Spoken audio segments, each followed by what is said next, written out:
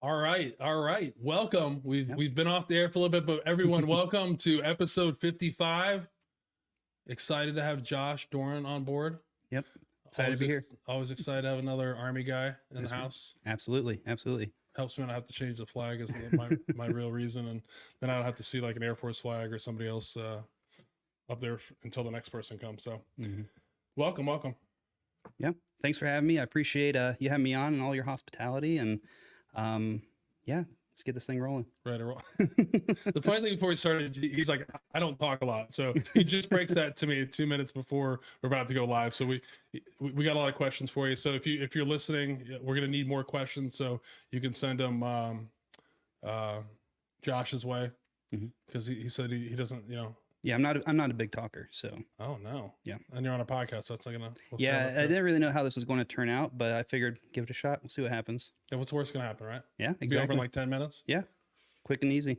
Yeah, more food and we can drink. So we'll get into it. But thanks for coming. And Josh he's playing it down. He's got a great story. I'm sure it's going to be great. But we'll start off with a little lawyer quote to talk about your career, your civilian career. But true, we lawyers build no bridges, we raise no towers, we construct no engines, we paint no pictures, unless as amateurs for our own principal amusement.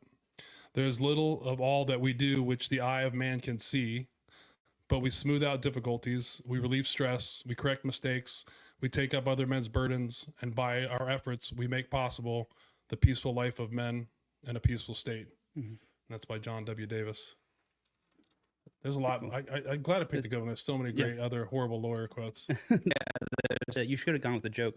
Kind of broke the ice a little bit. Well, let's hear a lawyer joke. Here you go. I don't have any good ones. Oh, No, come on, no, dude. no. You have to have a lawyer joke. No, I don't know. You got to. Come on. You can't bring up a lawyer joke and not bring one up. You're a lawyer. You've had to hear a lawyer joke. Come on. Well, so I never like practiced law. Okay. I went through law school and everything, and found out pretty quick that the firm life and the litigator life wasn't really for me. I found out in my first semester down at Baylor Law, we were doing a moot court program, and the judges were like, second or third year students, and one was just grilling me on the stupidest question, and they just would not let it go, and the NCO side in me kind of took over, and kind of pushed back a little bit, and I realized I probably don't have the best composure to be in a courtroom.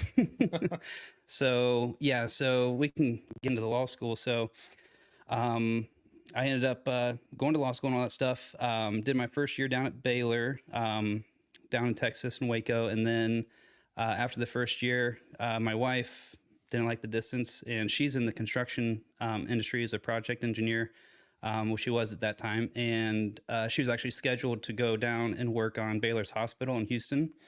And that job kind of fell through for whatever reason. And she ended up staying up here in Ohio.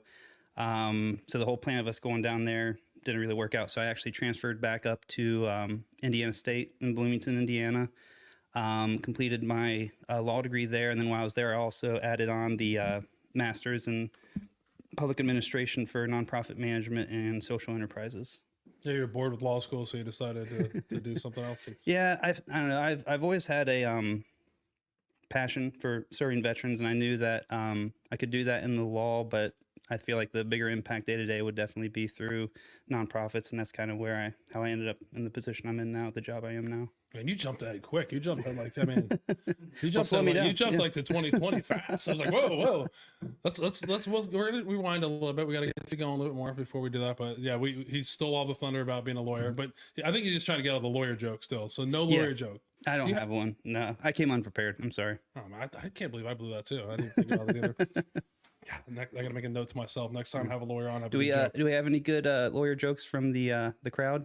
Somebody's probably find something. It probably won't be a good one that we can read out, but it'll be fine. But like many of the guests we have on, Josh is actually an Ohio guy. Grew up close to here in New Albany, which is probably like 20 minutes from here. Not too far. Graduated from New Albany High School in 2008, huh? Yep. Nice. Hey, sports? So I did lacrosse for a couple years. And kind of like in my junior year, I just started running Forrest Gump style, just started running, and ended up my senior year being one of the better runners for the cross country and 2 mile track team. So my senior year, I kind of wrapped up with some long distance runs. What's your fastest 1 mile? 1 mile was sub 5, and I think my fastest 2 mile was like 10:34. So Not too bad. not too bad. What could you run now though? I don't know, 30 minutes if I have a lot of water. If I didn't drink for a good couple days. Right? Yeah, if I kind of dried out a bit. 30 minutes is a long time for 2 miles. Come on. I'm more of a leisurely pace guy now. You know, Just kind of. it's not about how fast you get there, but the journey. Yep. Yeah. That's the point for everybody. So Yep. you graduate from New Albany, then you head to the Ohio State University. The Ohio State. A lot of you, like my youngest son now. Yeah. New since we've been on. I'm officially, as much as I give shit to the Ohio State, my youngest son has decided that he is going to transfer to the Ohio State University. We're super pumped about it in this family. Looking forward to it. Yeah. Not, hopefully we've made a lot of rules. He can't become a Buckeye football fan. We support the education, but not the football team. So who's your team then? I'm not a college guy. No. I'm a pro guy. So I grew up in New York. I'm a New York fan. So I'm a Giants fan. Gotcha. We beat Brady a couple times. You might have heard about that, but Yeah. we haven't been doing much for about 8 years or so. But yeah, but we just like to give a hard time about the Ohio State. If you're not from here, you don't get it. But if you're there on board or you're not, yeah, and I'm not. So, but I might have to be now, right? Since my son's there's a little bit more buy-in on your part. I feel like, yeah, you have to get a little decor, something to kind of support. I did get a pair of Nike shoes. I'm a big Nike guy. There you go. I got these gray, scarlet and gray. Yep. That's what cursed me because I got those, and then he's like, "Look, you got Buckeye shoes," and yeah, you opened the door. So yeah. But it's all right, and it's close. I mean, I can't beat it. It's great education. As hard as I make fun of it, it's definitely a great institution. So you're there from 2008 to So I started in 2008, and I actually didn't graduate until the winter of 2015. And it was just, I enlisted 2008 after high school. So kind of went to basic training, had to take like a semester off to get that done, go through AIT. Came back for a couple years, did school, and then went on my deployment to Afghanistan. So that took another, by the way the semesters felt like, probably like a year and a half out of school. So it was a lot of just playing catch up and just trying to get it wrapped up and everything. Once you come back and you're kind of, I don't know, a little bit of an age bracket older than most of the other students, you just kind of want to get in, get out, get your piece of paper and move on. You just want to go get an education and not party. Right. Yeah. That's it. But you did jump out. So you obviously enlisted, like you said, the Ohio Army National Guard. Yep. Right? Yep. As a military policeman. So there's another opportunity to. I would have come with a ton of military police jokes. I know. I'm an easy target. My dad's a military policeman, so former. So I really felt there we go. Like I can't make fun of him too much.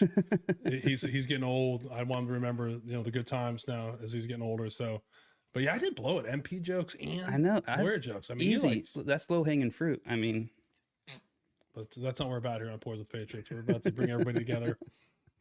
Not make fun of anybody unless you're a Marine.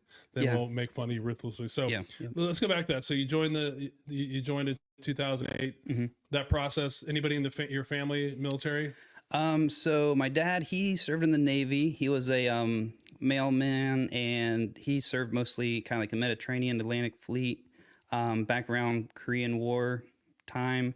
My one older brother, he was in the Marines, and he kind of was in between like Desert Storm and Iraq and everything. So he kind of dodged a bullet there a little bit.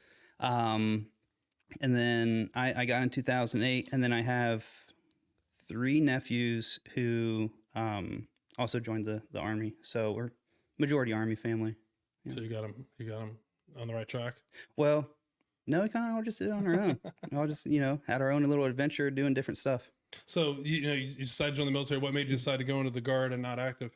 I felt like, I always wanted to go to law school and stuff and stay close to family and serve like both community and the nation. So I figured National Guard was the right fit for me. I figured I could serve and keep my civilian side on track side by side. And it's worked out. It's been a journey, sometimes better than other times, but I wouldn't change anything. So growing up, no, you just didn't want to. You want to stay close to Ohio? No other schools other than Ohio State, or just think about any other colleges, or is that it? Not really. I mean, we're kind of, my one older sister, she's medical doctor, so she went through undergrad, medical school, everything at Ohio State. My next oldest brother, same thing, went through Ohio State.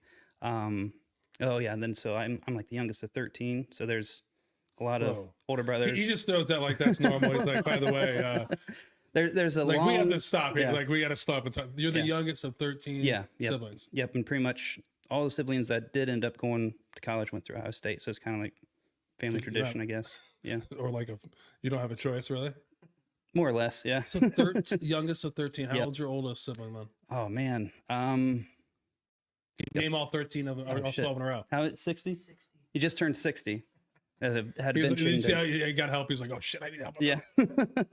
Yeah. So let's see. There's David, Twyla, Jody, Jennifer, Scarlett, Trisha, Brian, Andy, Julie, Jeanette, Clarissa, Michael, and myself. We're just going off. Does that sound right? Yeah. Okay, he's got a family member in the audience. your Like, we wouldn't fingers, know. yeah, We're like, yep. that's pretty good. But hopefully he didn't mess it up. I hope he did. Just get the one sibling to be mad. So Right. Yeah. I hope there is that one. So let's talk about that big family. That's a big thing. This is Yeah. the biggest family that Yeah, we've heard of. It was a on here. little. So what's that like growing up? It was a little weird growing up, kind of like I was really close to the, younger siblings. The older siblings almost kind of felt more like aunts and uncles versus, siblings. And then, they had kids, and I was an uncle, I think 3 times before I was even born.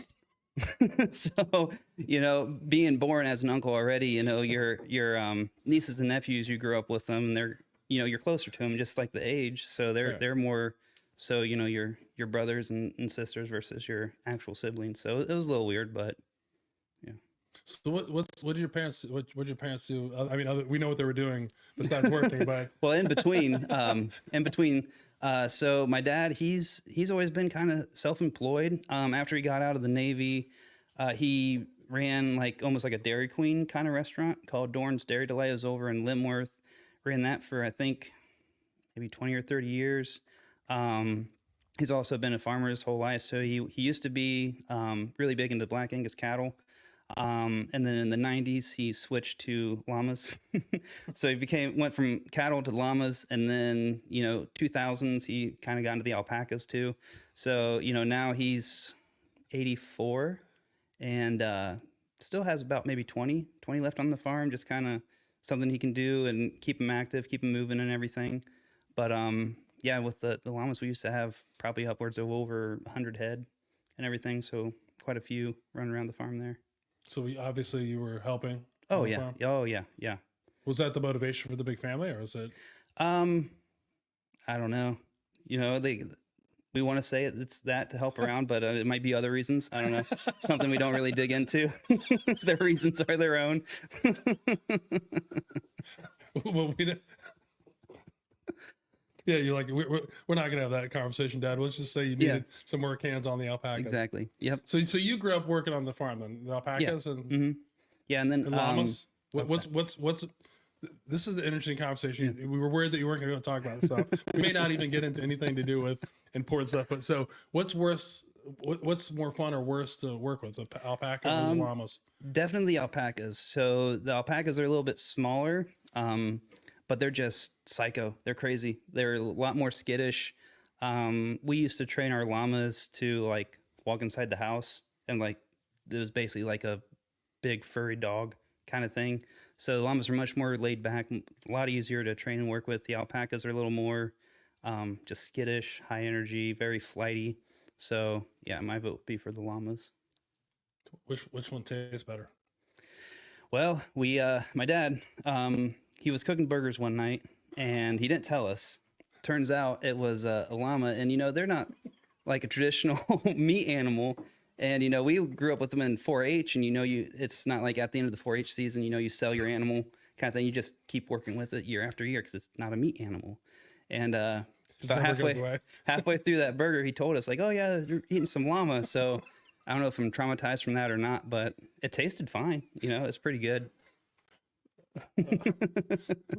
So you only know that you've ate the llama, but not an alpaca. Yeah, I've never eaten alpaca. That you know of, because your dad That I know. told Yeah, you. who knows? He's a wily one, so I wouldn't put it past him.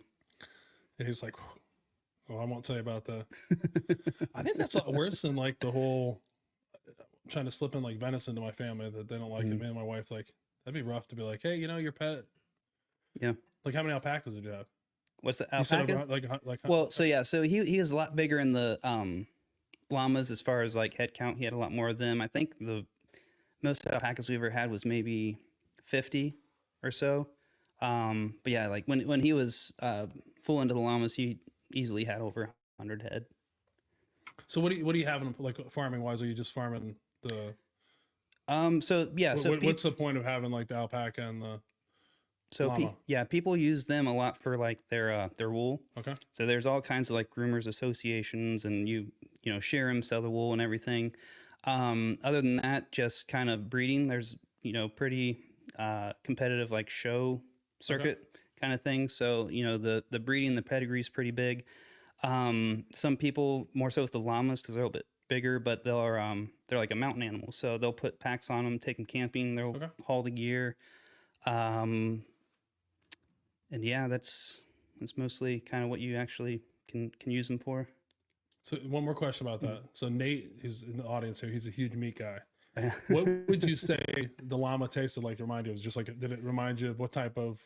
It was, because he's into dry aging stuff. I get to see him now. He's on the computer. He's probably looking at dry age llama, what he can get per pound for that. So what did it taste like? Like people eat something, say it always tastes like chicken.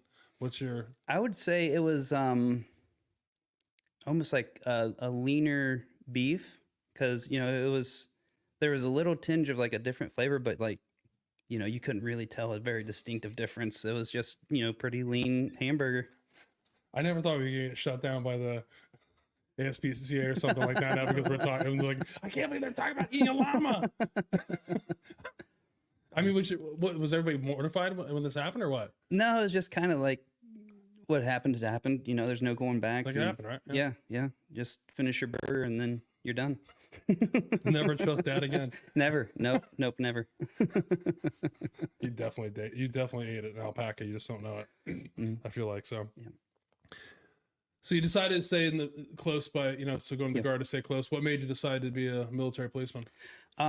So being my younger self, I kind of wanted to go to law school. There wasn't any real, I don't know, straight avenues into like the legal field on the military side other than just going JAG. There was like I forget what the MOS is, but it's almost like a paralegal, and I could have done that, but I figured it'd be really boring. So, I wanted to have my enlisted side be like fun and, be able to actually go do stuff. So I was like, well, military police, I'd still have a little bit of fun doing convoy ops and all that stuff, but also learn a little bit about UCMJ and kind of the laws. And, at the time being a young kid, I felt like, it'd make sense later on, but. So do you wish you went the paralegal route? No, not at all. I've had a blast being, where I am in the journey that I took, and met a lot of great guys, a lot of great gals, and had a lot of good times. So like all military policemen, you go to beautiful Fort Leonard Wood, Missouri. Oh God, yeah. Graduate from basic and AIT, and then you head back here to beautiful Marysville, Ohio. Yeah. So the 585th MP company. Yep. So I landed back at the 585th. Since then, I think the MP unit's actually been disbanded, and I think they turned it into field artillery now. I think that's how it shook out.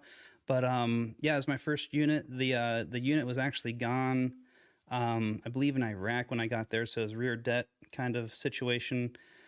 But yeah, it was kind of weird because you go to basic training, it's all drill sergeants, very dress right dress, attention, all that stuff. And then you come to a rear det National Guard unit, and it's much more relaxed and kind of laid back, and you kind of walking on your tiptoes there for a while, just seeing what's real and who's fucking with you and who's not. But no, it was a great unit, great group of guys and everything. We had a lot of good times. So you stood there for how long? So got back, what would that have been? 2009, and I stayed there until 2011, and that's when I volunteered for the 37th deployment to Afghanistan. Way to volunteer. That's a good thing to volunteer for. Yeah, I figured, a lot of like the MP deployments at the time were to Guantanamo Bay and kind of stuff like that, which would have been fun, but I don't know, being, young, hard charger, you kind of wanted to get out and get a deployment under your belt, at least one, and I figured going with the infantry would be the best option. So I was like, yeah, I'll go. Send me. So you held the beautiful Helmand province, right? Mm-hmm. Yeah, it was beautiful. and not the greatest time. 2011 was not the greatest time to be over there. But so when we've talked, we've had a lot of people on. So and we always ask this question. But what was the most challenging part of that deployment for you at the time? I don't know. I think just kind of being away and being around like a new group of guys. So I was kind of taken out of my normal military police unit, placed in an infantry company filled with 11 Bravos and 19 Deltas. And we got together and, we did our pre-mob. It was like 90 days or so. So, that's when you got to know the guys. And then before you know it, you're out running missions together. So just kind of being away from the normal and getting into a new group, getting to know people. And then, in country is just, I was a driver, lead truck. So they had like the mine roller on my truck, and my team leader was kind of an asshole. So whenever we were going down, the main routes there and a car was coming or there's a car on the side, he'd always jerk the mine roller because he had the controller that would go left or right and, pull the whole truck that way, just, fucking with me the whole time, which was a little annoying, but yeah, it was fun. Why not? Why not fuck with the guys while we're, in the middle of the war zone and, with an important piece of equipment. That sounds like an 11 Bravo, 19 type thing. Yeah. Well, he kind of like, keeps you awake, keeps you alert and everything, That was what he told you? Yeah, pretty much. Yeah. So what was, being away, new people, because a lot of people don't understand that. A lot of times you deploy, you've been with the unit for a long time. So being the new guy, what was like one of the challenges of being a new guy in the unit? Well, so one being a new guy, because a lot of them were, somewhat organic. They were at least all same MOS. So I think I was one of maybe two like MPs that kind of got placed in that unit. So, that's one strike against you. You're an MP in an infantry unit. So it's just kind of like a lot of, proving myself and just kind of saying like, hey, I can hang, I can do all this shit that you guys are doing, and try to not be an asshole. And listen, I gotta hire GT score all you motherfuckers, and I'm gonna go to law school. No, right. Hope you didn't do that route. That would not have been would not be well advised to do that. But yeah. So one of the things we don't always talk about is going on deployment can be fun. Mm-hmm. Right. Oh yeah. So what did you like about being on deployment in Afghanistan? So there was one guy. I do a little bit of guitar playing and stuff. And there's one guy who was just absolutely phenomenal bluegrass guitarist and banjo player and everything. And that dude could hear a song a mile away and play it within 10 seconds. So when we did have downtime, a lot of times he and I would get together and just kind of play guitar and just cut back a little bit, and made the time go by a lot easier. It was a lot of fun. Dude, why are you telling me stuff live? You play guitar. He's like, he didn't tell me that he came from 13, family of 13. He could play the guitar. So what kind of music do you like to play then? What's your... So I haven't been really playing too much recently, but back when I played a lot of Metallica, Rage Against the Machine, stuff kind of like that. Like the hardcore stuff. Not too hardcore, but enough to get you going a little bit. Yeah. So you're not like the all electric guitar then? No acoustic? Getting older now, getting into a little more. I played a little bit of both, but yeah, just electric guitar, just kind of a little easier to play. You can do a little bit more stuff on electric guitar, with the pedals and effects and everything. So a little bit funner to play. So why don't you play as much now? Just busy. You kind of start getting in your career, going down life, getting married, having a kid, and your free time very quickly gets, constricted. So Adulting sucks, man, doesn't it? it does, man. It does. sucks. We were sold on a bill of golds about this adult stuff. So You're like, I can't wait to be adult. And then you're like, damn, I wish I was a kid. sucks. I mean, I wish I was a kid with everything except for the lack of money you have when you're a kid. You know what I mean? I know, like no responsibilities, just, get up doing what you want when you want, and it's a good life. But all joking aside, because we talk about this, absolutely some of the most stressful times of your life, though, growing up, right? That's where like all these things happen. Like you're worried about so many things that never happen, and like you feel like all these, the world, like what's going to happen today is going to be whatever dictates you forever, and it's going to be in your permanent record. And some things are, but it's like that the pressure that you have when you're, in the 13, like the 20 some, the early 20s, you're like, holy cow. And then you kind of look back now, older, I'm only 40 or so. I mean, you start getting old like me, you start reflecting like, damn, life back then was a lot simpler. Like you just don't, you're not in the moment at the time to think about it. And that's important. So all the young people out there, it gets better. This too shall pass. Yeah. You won't be able to play guitar. You won't be able to go out with your friends. Yeah. Yeah. You can't have 10 girls Enjoy it anymore. while you can. Yeah. But you're going to have a lot more money. Yep. Just not enough time. So your money just sits there. You can't really do anything with it. Nothing fun. No. It's great. I mean, it's all part of life, but yeah, it is a different thing. So like, being other than that, what was it like for the family while you were deployed? Do you stay in touch with them, or was it? Yeah. I think, between the, 12 siblings, and then I think we had like 48 or 50 nieces and nephews. Never felt like there was never a time where I couldn't call somebody. I'd call mom and dad, talk to them a little bit, calling different siblings. So I always had somebody who was there for me. So. And you had to be getting some mad care packages, dude. I mean, God, people, dude. So my mom's thing was the Javalia coffee grounds. Okay. And I swear to God, I think she sent me 5 of those bags a week. And most of the times, we weren't, our main station was Camp Leatherneck. But, every, month, 2 weeks to a month, we would rotate out to a little fob by Lashkar Gah. And at the fob, there's nothing. You didn't have your coffee, maybe you didn't have nothing.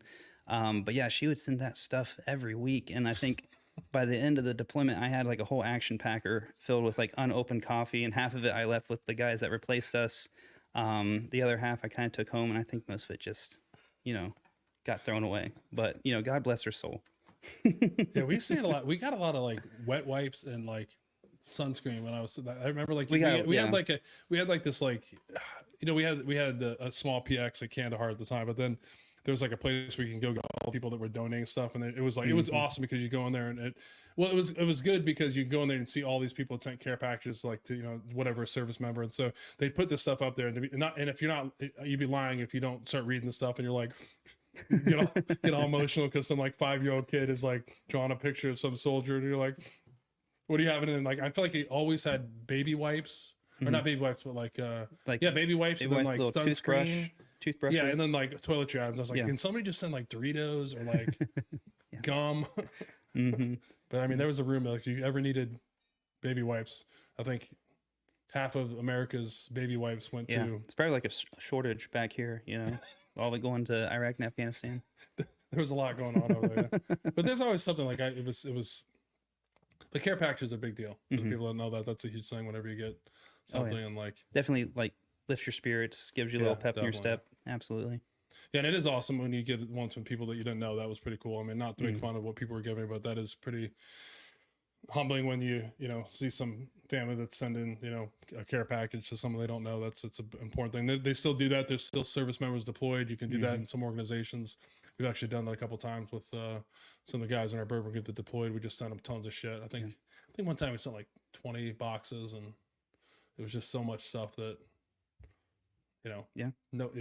you just hope they can. Everything made it, I think, except for cigars. For some reason, they went through customs and got it. But yeah, I mean, it was crazy. We sent a guy out shopping, and they were happy, which is awesome. So they still do that. There's people deployed. It's so cool to do that. You'll get some really cool feedback from people now. So how many months over there?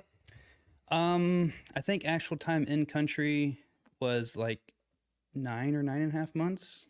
So they kind of, with at least with that deployment, they kind of combined your pre-mob with your year-long orders into your time in country. So total time gone was a full year, but about a month and a half of that was down at Camp Shelby, doing all your train up and everything. Good old Camp Shelby.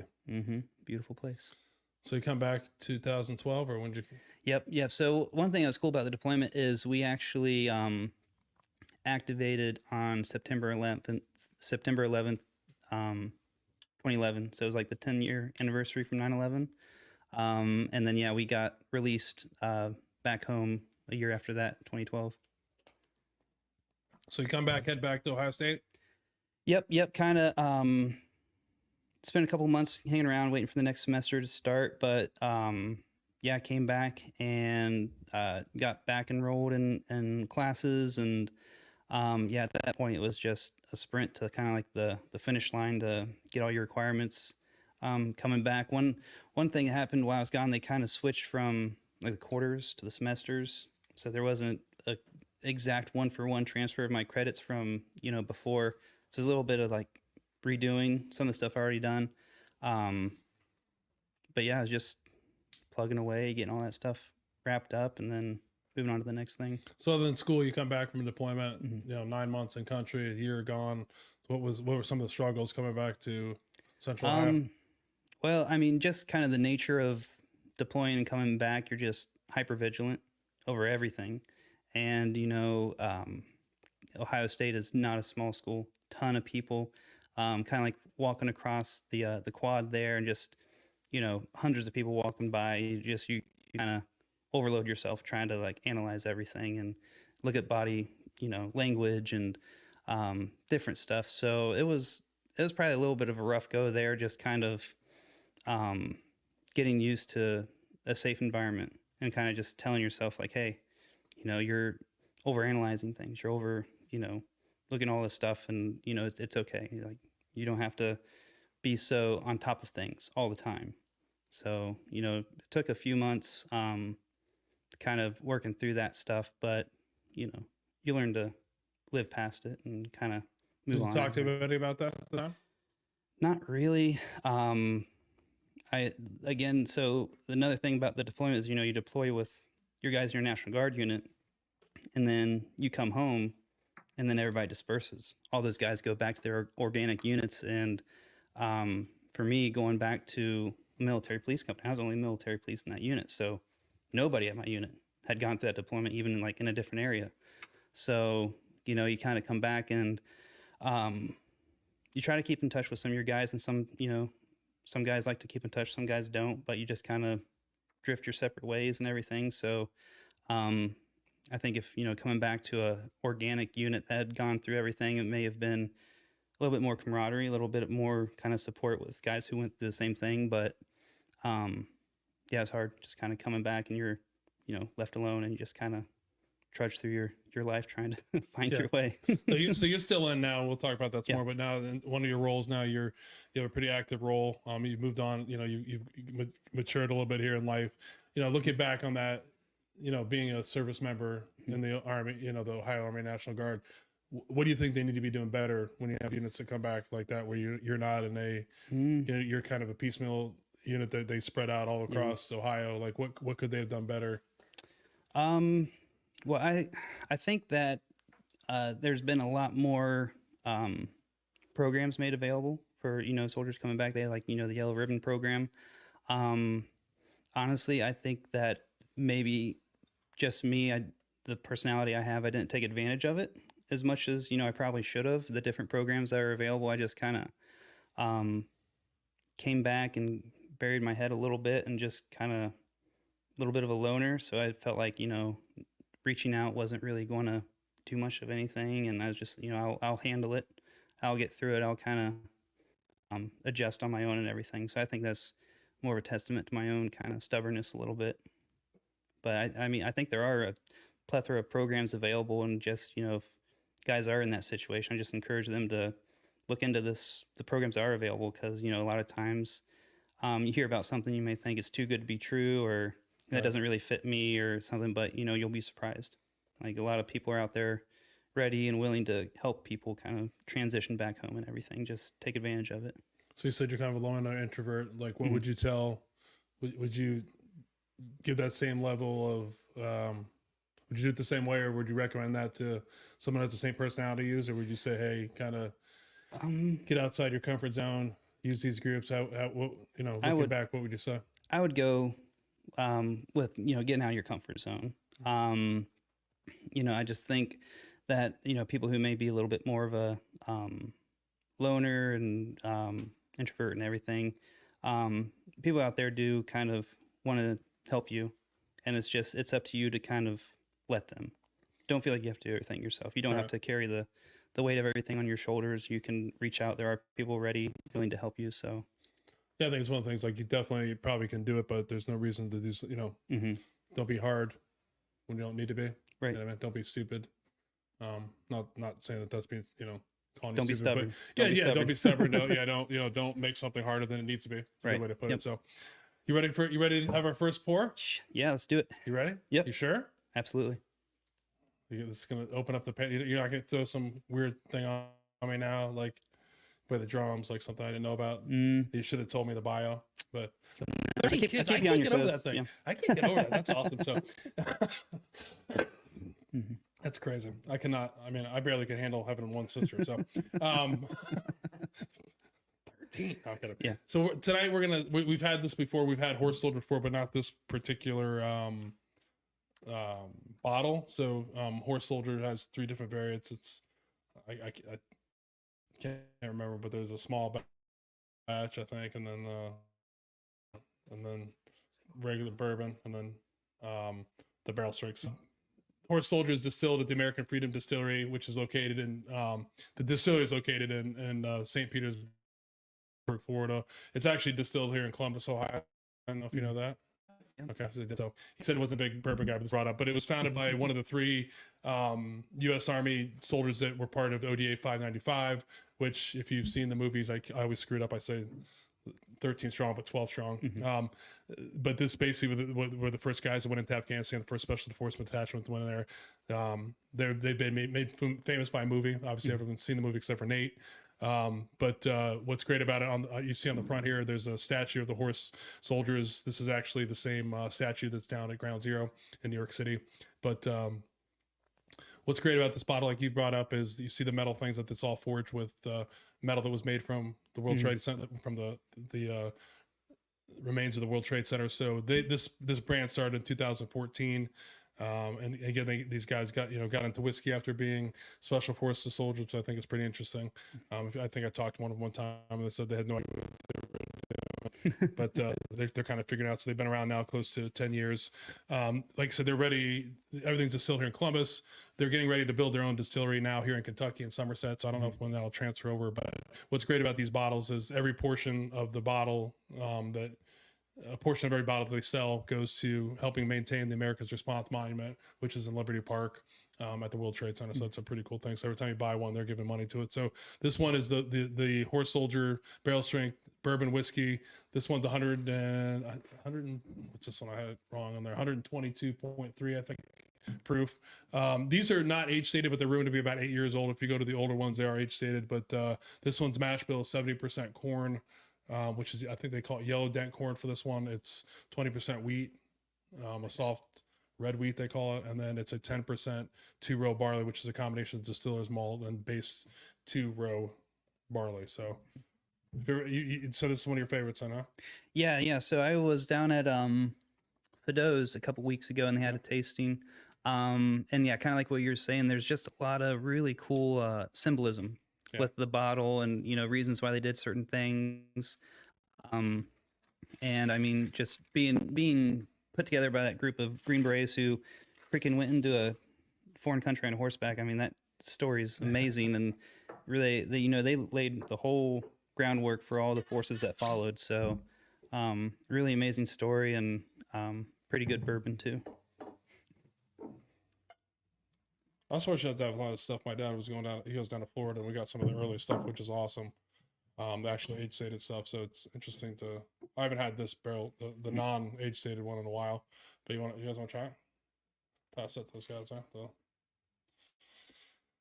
But yeah, it is a great story. It's one of those veteran just shows that you can definitely get behind it. It's not just a great story. It's real life what these guys are. So it's pretty cool. They're actually going to be coming here locally. I think we were talking before to Stock Hands. The Stock Hands guys are going to be doing an event with the one of the founders of Horse Soldiers. So we'll be posting that on our page. Talking about that. It'll be pretty cool. So cheers.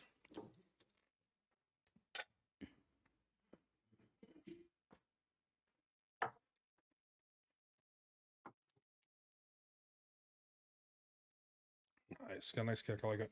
Okay. So you come back, loner, you figure it out. You're heading to Ohio State, want to get the hell out of there. Yep. So when you talked earlier when we were chatting earlier about it, but how long did you know you want to go to law school? Was that always the goal? Yeah, so that was kind of a seed planted by my mom. She always said that the family needed a lawyer. And I enjoyed, law school, like the, analyzing things, analytical mindset and case briefs and everything. It's just, I don't know, after that experience at Baylor and just kind of the firm life and, being a litigator just didn't really resonate with me once I kind of went through it. But again, being stubborn, I was too stubborn to quit and just say, yeah, this isn't for me. So I had to finish it at least, So let's go back to what your mom said. The family needed a lawyer. Have you ever dug into what are you guys doing that you need a lawyer? Well, no, it's just, so being a big family, there's like my one sister's a doctor. People are just kind of have their little niches. And I guess that was just the legal route was the niche that needed to be filled. And I was so you got a doctor. Chance. What else you got? What do you got? You got a doctor? What else you got? Doctor, there's lawyer, farmer, there's another sister who's kind of like a natural health medicine kind of thing, like naturopath or something. I don't know what they call them, but that and some biolab tech people, different things. So how many kids in the whole out of the 13? How many of all your siblings? How many kids are there? How many kids have they had? Oh God, including you. So just the siblings and their kids. Like your siblings' kids, how many how many nieces and nephews do you have? Nieces and nephews. That was a lot easier way to ask the question. So, oh man, I would say close to 60. You lose track, man. You can't. It's a tough thing. You need to have like a little tally mark on a journal or something just to keep track. But yeah, there's a small army there. So of your siblings, who has the most kids? That'd be my oldest brother. So he has 8. Of his own. Yeah. 8. And that's your cut. Is that the one that's here? His dad? Yeah. So he's my cousin or my nephew who's here. He's the oldest of my oldest brother's kids. And he's 4 years older than Josh. No, I'm kidding. But no. They're the same age. No. Yeah. So 8. So you only have one. We got the family dynamic. And I'm not making fun of your family. This is just in 2024. It's not a normal. 13's a lot. 8's a lot. So you have one. Are you like? What's your? Are you sticking with the modern times? Let's keep it a little bit more realistic. Or are you just waiting to like? No. Yeah, I turn think it to 7, 10. Like what's? No, not that many. I think we'll probably cap it at maximum maybe 4. Max. So but yeah, we're just starting out, so working our way there. So you got a 2-year-old Jude, right? Yeah, she's awesome. she's at such a great age because she's starting to talk more. Her personality is really starting to come out, and she kind of is a little bit sarcastic, kind of like me a little bit. So it's interesting just to see what qualities of me are kind of coming out, what qualities of my wife are kind of coming out. But at her core, she's just a little sweetheart. Like she's the kind of kid that'll come up and just give you a hug and a kiss on the cheek for no reason. So she's a little sweetie. I'm still that's 8, 13, 8. I'm like so you're maxing 4. You said. Yeah. I think that's okay. I'm 3. Okay, I think 3 that's a good number. I'm really thinking about this because it just thinks about the number of people. Like I have 3 boys. Good things they all were athletes, right? So they have that in common. They're pretty similar in some ways, but like it's just the time you have to spend with them. Like back to that. Like what do you like? Your father's in his 80s, right? Yeah. Yep. So do you feel like your dad had a lot of time for you? No, Right? not really. He's like, no, not really. No. Like, don't get me wrong. I was hoping you throw your dad a Yeah. bone. He's No, like, don't no, get me not wrong. really. No, I don't cool. have any I don't know, qualms against my mom and dad. They both did amazing with, you know, kind of their situation and everything. It's just one thing that, you know, my dad, he's, you know, always been kind of self-employed, and that restaurant that he ran, after he kind of shut down the you know, Doran's Dairy Delight, he rented it out to the First Hoggies location. So it's like a barbecue place. I don't know, they used to be a little bigger than they are now, but you know, the nature of the building, he had to go over there every day and haul the septic out. And me being a young kid, I would just hop in the back, you know, seat of the truck, and, you know, he would take me with him. But there was one day when we went in and I was feeling a little bold. So I went, while he was pumping, I went around into the bar of Hoggies, and they had those IBC root beer bottles. And I was, you know, young, probably, you know, 4 or 5 before, you know, I started going to school and stuff. And I just thought I was so cool drinking a IBC glass root beer bottle at an actual bar. Well, anyway, he finished pumping up and decided to go on and go home. Left me there, which is fine. You know, he just assumed I was sleeping in the back. But that was also before cell phones, so he went from Limworth all the way back to New Albany. You know, got a voicemail where from, you know, the restaurant saying, "Hey, you left something here." He had to come back and get me and everything. So there's been a few little lapses in judgment like that, but it's all good. Yeah, I mean, I have to tell you though, honestly though, you don't have to have 13 kids to leave one of your siblings or one of your children in a place. My dad's over there. He looked at me and he's not looking. So my dad and my mom left my sister in a bowling alley. After I told them numerous times that they were forgetting something, they went all the way to the car. They didn't drive away, but they were in the car, and finally they were like, "Where's Natasha?" And I'm like, "I told you you left her in there, and, you know, left her in a bowling alley, filled with, you know, soldiers in Grafenbeer, Germany." So came back, and I just remember them. They all loved that she was there, but it's like, you don't have to have 13 kids. So Right, give yeah. your dad some Oh yeah, slack. yeah. I mean, Like I said, I don't hold there is an anything against 8-year them, age yeah. gap. I think maybe my dad and mom forgot they had another kid. I don't know. I'm just thinking there was a lot of beer flowing, a lot of, you know, Yeah. a lot of bowling, you know, whatever. They just said like, and she wasn't really that great. So I'm joking. I'm just, oh, she's listening. I'm kidding. But you don't have to, you know, give your dad some, you know, little leeway on that. Oh so. yeah, absolutely. So 4, that's a lot. It's a big number, brother. 4 is a big number. 4. My wife had done 4. I was stuck at 3. No more. But all right. So you finally finished law school after you're, you know, on the side you're doing, you know, just no big deal. You joined the National Guard. You deployed to Afghanistan. No big deal. But you finally graduate in 2015. When do you head down to Baylor for law school? So I started Baylor in 2017, and it was a great school. It was an awesome school. It was great teachers, and just the community there was awesome. And one thing that I took advantage of there was they actually had a veterans legal clinic. So, you know, local veterans would come in, and the law school students, at, you know, being observed or monitored by, like, you know, licensed attorneys, would help them go through like small things like wills, different kind of contract disputes, like nothing too crazy, but more like transactional law kind of stuff. So I was one of the only students who, you know, like your first semester, they don't really like you to do stuff yet because you're getting used to law school. But I jumped in kind of head first, and, you know, went in, and I think they did it like once a month. So I would always go, but they didn't really let me do anything because I was a brand new law student. So I wouldn't know what the hell I'm talking about. But I was just, you know, eager to get involved and help other veterans, you know, wherever I found myself. Yeah. So it didn't work out with the wife, so you transferred? Well, it worked out with my wife, Yeah, just but not her job. Yeah.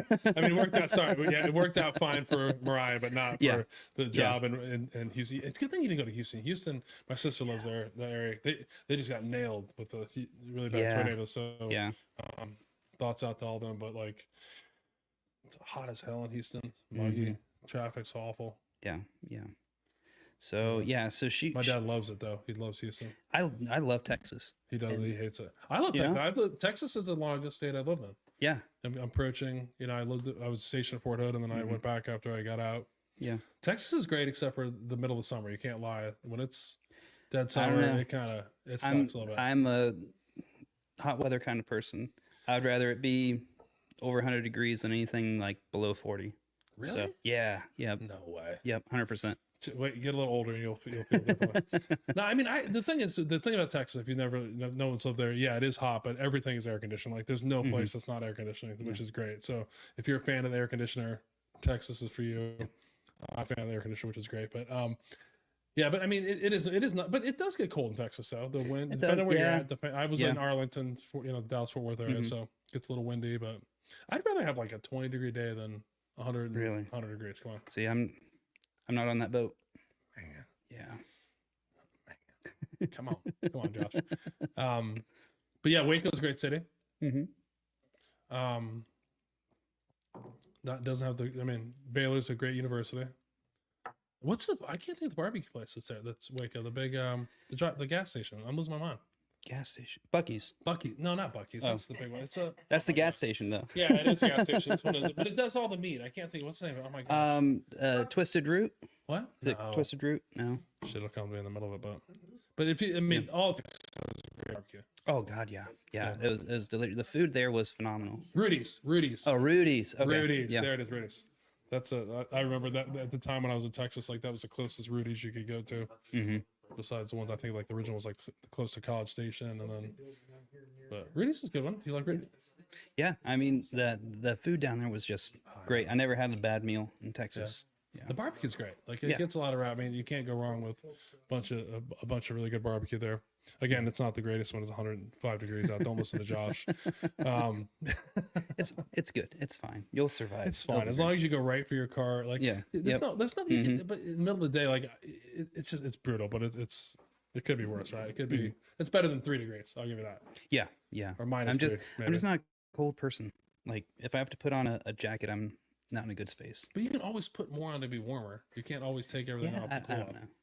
That's my philosophy. Maybe just wired different. I don't know. Yeah. So you leave beautiful Waco. Yep. Head up to Indiana to finish off your law degree. Yep. Were you upset about leaving? I think so. Again, it's kind of almost similar to the deployment process of being transplanted to a new area because your first year law class, all of you are experiencing the whole transition into law school together. So that's where like a lot of your bonds are formed. So I made a lot of great friends at Baylor, but then coming into IU Bloomington, they had already gone through their first year. Right. So I was just kind of brought in and, trying to, again, find your place in a bunch of established groups. So, but honestly, it probably worked out better that way because going to law school and then adding your master's on top of that, I had no time. Right. So even if I did have a friend group, I wouldn't have time to, socialize or go out or, do anything because I was pretty much either going to the law school or the building where the master's classes were or back home. And it was just, I did nothing for like 2.5 years except for go to class, study, read, write, rinse and repeat day after day. So do you think you talk about your personality again as being like a loner, on your own? Do you think that made it easier for you to do something like that again? Or because for me, when I listen to it, it would be if you're not really a super social person, maybe throwing yourself into work helps a little bit. But yeah, I think it was probably good to focus on that, focus on work and everything, do that. And I don't know. Yeah, it just kind of made it easier a little bit because, coming home, you always had something to work on. You always had this, case brief to read or brief or, this paper to write or something. So there's always something to do and you kind of didn't really think about it. That's just what was on the books that day. So you end up making it through there. You're bored, law school, mass, MBA. Let's just, throw a bunch of different, let's just keep busy. Right. Mm-hmm. Where'd you meet your wife then? Where'd you meet? Mariah? So I We met blew by her. it. We worked out with her, but didn't work out in Texas. But Yeah, so I met her online actually. So she grew up in Indiana, and graduated from Indiana State, and then she got her construction management degree, and her first job was the Mount Carmel Hospital in Grove City. okay, yeah, the Yeah. new one that's down there. Okay. Yep. So she was building that, and we just matched online and went on a date, and the rest is history. She's a great girl, super supportive. I mean, all like law school and masters and everything. I wouldn't have been able to do half of my stuff without like her. She's super supportive, puts up with a lot of shit. Just she's really helped me, and I can honestly say that I wouldn't be able to accomplish half the stuff I've done without her being there. So I'm super appreciative of everything she's put into the relationship and the marriage. So your disclaimer. That's a very official disclaimer there. Yeah, well, I mean, I don't know. I'm kidding with you. Yeah. I mean, to be honest, we've had it before. Like any military family, it's rough being the spouse, whether it's active duty or the guard. There's a lot of time that's going into, you're not there every weekend, and then obviously deployments, and then you trying to make a career. It's a tough. It's a lot of stuff to balance, and yeah, yep, absolutely. Yeah, it does make it a lot easier to have that support at home. So, thank you, Mariah. How many kids in Mariah's family? It's like 12. So are you gonna throw something on me? 1, 2, 3, I think just 5. Oh, he's like just 5. Just 5. Deal. Yeah, Yeah. they're a small family. They don't know anything about life. So yeah. God, 13. I still think it's crazy. So before we get more into all that stuff, so I'm fascinated by the family thing. Yeah. The oldest is 60. 60. Yep. So who are you closest with now? Are you close to his dad, or are you closer to still the guys and gals your age? Yeah, probably the guys and gals my age, and honestly, like my nephew who's here tonight, like for all intents and purposes, he's a brother to me, and we probably chat and hang out more than I do with some of my other siblings. So it's just it's a different dynamic, than your normal kind of what you would think of. But no, I get it. I mean, the size when you start talking about the numbers, yeah, it does make sense. And then like you have nephews that are the same, nieces that are the same age as you. Their dad's 20 years older than you. You're like, eh. Yeah. So does your nephew ever talk shit about his dad? I've never heard him say a bad word about his dad ever. Wow, look at that. Not once. I'm sure he has some stories. Now that is a disclaimer. Buy that man a drink when he gets out here. No, it's crazy. But that's just a cool. It's a cool story. That's a great dynamic to come from. And I mean, is family ever bad? Maybe. Not really. I mean, it's interesting. Like you have different relationships with your different siblings and everything. Yeah. But I mean, it's pretty awesome to have that wide of a gap and that many people that you can really lean on, or ask a question to, or get advice from. So it's good stuff. I like it. It. So you finally make it through. You're slacking on school. You only got 2 bachelor's degrees at this point. You got your law degree, your master's in public affairs. I mean, takes you a little 12 years to do all that. Yep. With a lot of military stuff kind of sprinkled in, but yeah, just kind of keeping your nose to the grindstone and getting it done. And so you graduate from 2020. 2020, great time in the world to be graduating from university. The best thing about my law school experience is after putting in all that effort and everything, and then having the world shut down your final semester, and your graduation from law school is virtual. So it was great, not really having that closure on like that experience and the recognition and stuff. You just kind of see your name flash on a PowerPoint, and then all right, that's that. we laugh about it, but like, I mean, we just said for the podcast, we never talk about COVID because it's when it started. It was like when people were like, 2002 people were still getting a little, upset about it. But yeah, but the funny thing as a parent, though, I have a different thing. My middle son graduated from high school, right, from 2020. And as a parent, the drive-through graduation was like, that is the best thing that ever happened. I'm like, as a parent, I'm like, fuck yeah, we just drove through graduation, done. Boom, boom, boom, boom, boom. Shit's off, you're back here 15 minutes. As a parent, you're like, it's no big deal, son. You don't need to sit there and at the shot scene for freaking 3 hours. So, but my middle son Nate, he just graduated from college and this month, and that was the same thing. It was like a 2.5 hour thing, and I think somebody was like, "What are you complaining for? You had a drive-through graduation." I'm like, "So they should have a drive-through. They should keep these kids going there. They know what they're used to. Just drive them through." But as a parent, you're gonna be like, "There's nothing better than that." Especially if you have 5 kids, you'll be like, "Graduation is." Yeah, but I know what you're saying. The whole, honestly, that did affect a lot of people, and then not having that recognition, right, is a huge thing. I mean, that's a big deal to go and 12 years of education, and it's kind of like the closure of it. Like, you put your endless hours and efforts and reading hundreds and hundreds and thousands of pages and writing all this stuff, and then that's kind of like the pinnacle.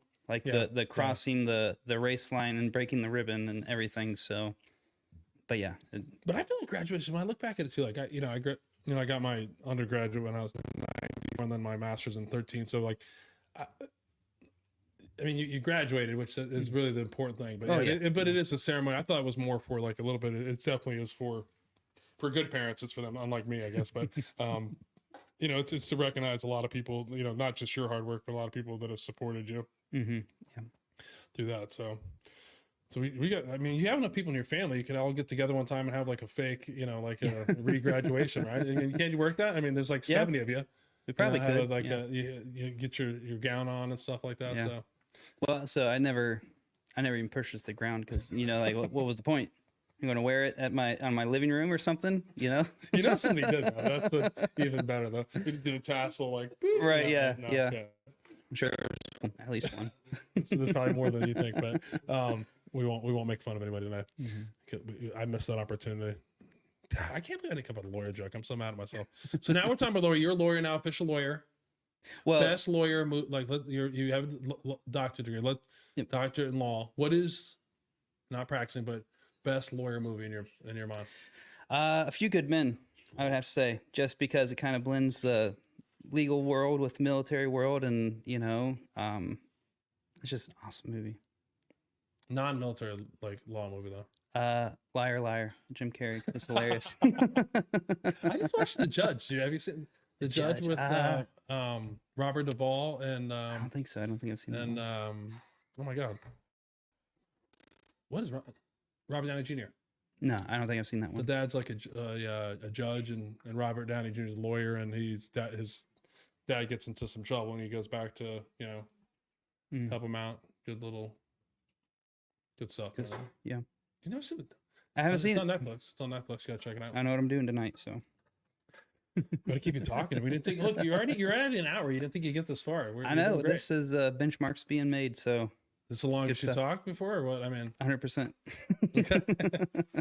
we still got a little time to go. We're gonna be good. We're gonna get some good stuff here, I think. So, still right now, so the military career, we've kind of blew through that, but at the same time, you've moved around to a couple places. From the time you got back from Afghanistan and then graduated. So right now you're still at an MP unit in Jasper, Indiana. Yep. So I don't want to say I got stuck in Indiana because but you got stuck. It's a great unit, and I made a lot of good friends there. But I was kind of in that reenlistment window, and I was wrapping up law school, so I had to reenlist, and had to reenlist in Indiana. So I kind of stuck there to at least the end of this contract, and if I transferred, I'd lose the reenlistment bonus, which I really don't want to do. I don't want to lose that money, so I'm just sticking it out. But yeah, it's a great unit. Yeah. So now we'll talk about the military, which is interesting because it's a little bit different in the reserves or in the guard. But you're a sergeant. Mm-hmm. You have 4 degrees, right? Yeah. So probably more degrees than probably most of the officers there. Is there any so you already know where I'm going with this. Is it difficult being, an E5, with, being a lawyer and all this kind of stuff? Is it not difficult for you, but is it difficult for other people? Some of the other people in your unit. I don't think so, because I don't try to, I don't know, lead with that too much. Right. But yeah, I love being in the position I'm in as as a sergeant. I feel like it's the most kind of influential kind of position as far as like bringing up soldiers, mentoring, teaching, coaching, because you're kind of in that leadership role, but you're still at the ground and you're there with the Joes coming up, and I feel like leadership wise you have much more impact at that level. Right. And you're able to kind of set the foundations of these guys' military careers, whether it's 6-year contract or if they're going to be in for 20 years. But no, I love being where I'm at now because I do get to interact. And, you get to go out and do the stuff shoulder to shoulder with your soldiers and stuff. So yeah, I enjoy it. So are you hoping to come back here to Ohio once the enlistment's over? Are you going to ride it out? You're at 16 years now? Yeah. So like at the end of this contract, I'll be at 19. So I have a year left before that 20 mark. So I may just ride it out there, come back here. I don't know. That's a decision for another day. You'll figure it out later on. So definitely can ride out 20. You're going 20. You're taking all the way through. Yeah, I might as well. Made it most of the way. So what's that like? I mean, you got to leave every once a month, head out there. What's that like having a young child now? Different? Yeah, it is a lot different kind of leaving especially once you have a kid, and especially with your first kid, because you don't want to like miss anything. You want to be there as much as possible and everything. So it does kind of stink, but I mean, it could be a lot worse. It could be a different situation, but yeah, it could be better. All right. So you graduated from there. You headed off and did a little bit of work in Dayton. Yep. Law work, not law, but work for the Combined Federal Campaign. Mm-hmm. Yeah. I haven't heard that name in a long time. So explain to people what that is. Yeah. So out there in Dayton at Wright Pat, I was the Dayton District Director, and the Combined Federal Campaign is basically, I guess like in a nutshell, like the federal government's workplace giving program. So it's a campaign that usually runs from October to mid-January. And it's for all federal employees, DoD civilians, military, both active and retired. And it just kind of helps highlight different, charities that you can donate to, and allows you to make payroll deductions from your federal pay to donate to those charities and everything. So. And I love how you said your nephew's laughing about it, because he said Josh said in such a political, nice way to say it, but for the military, the CFC campaign is like a yearly like beat down when you're in the military. Yep. Like it's where yes, he said it in a very nice way, but it's the time that every soldier, Marine, airman, like you are gonna fucking donate to the CFC. Like you're out there, You're voluntold, exactly. I was the director who was pushing that down on the units. Poor bastard.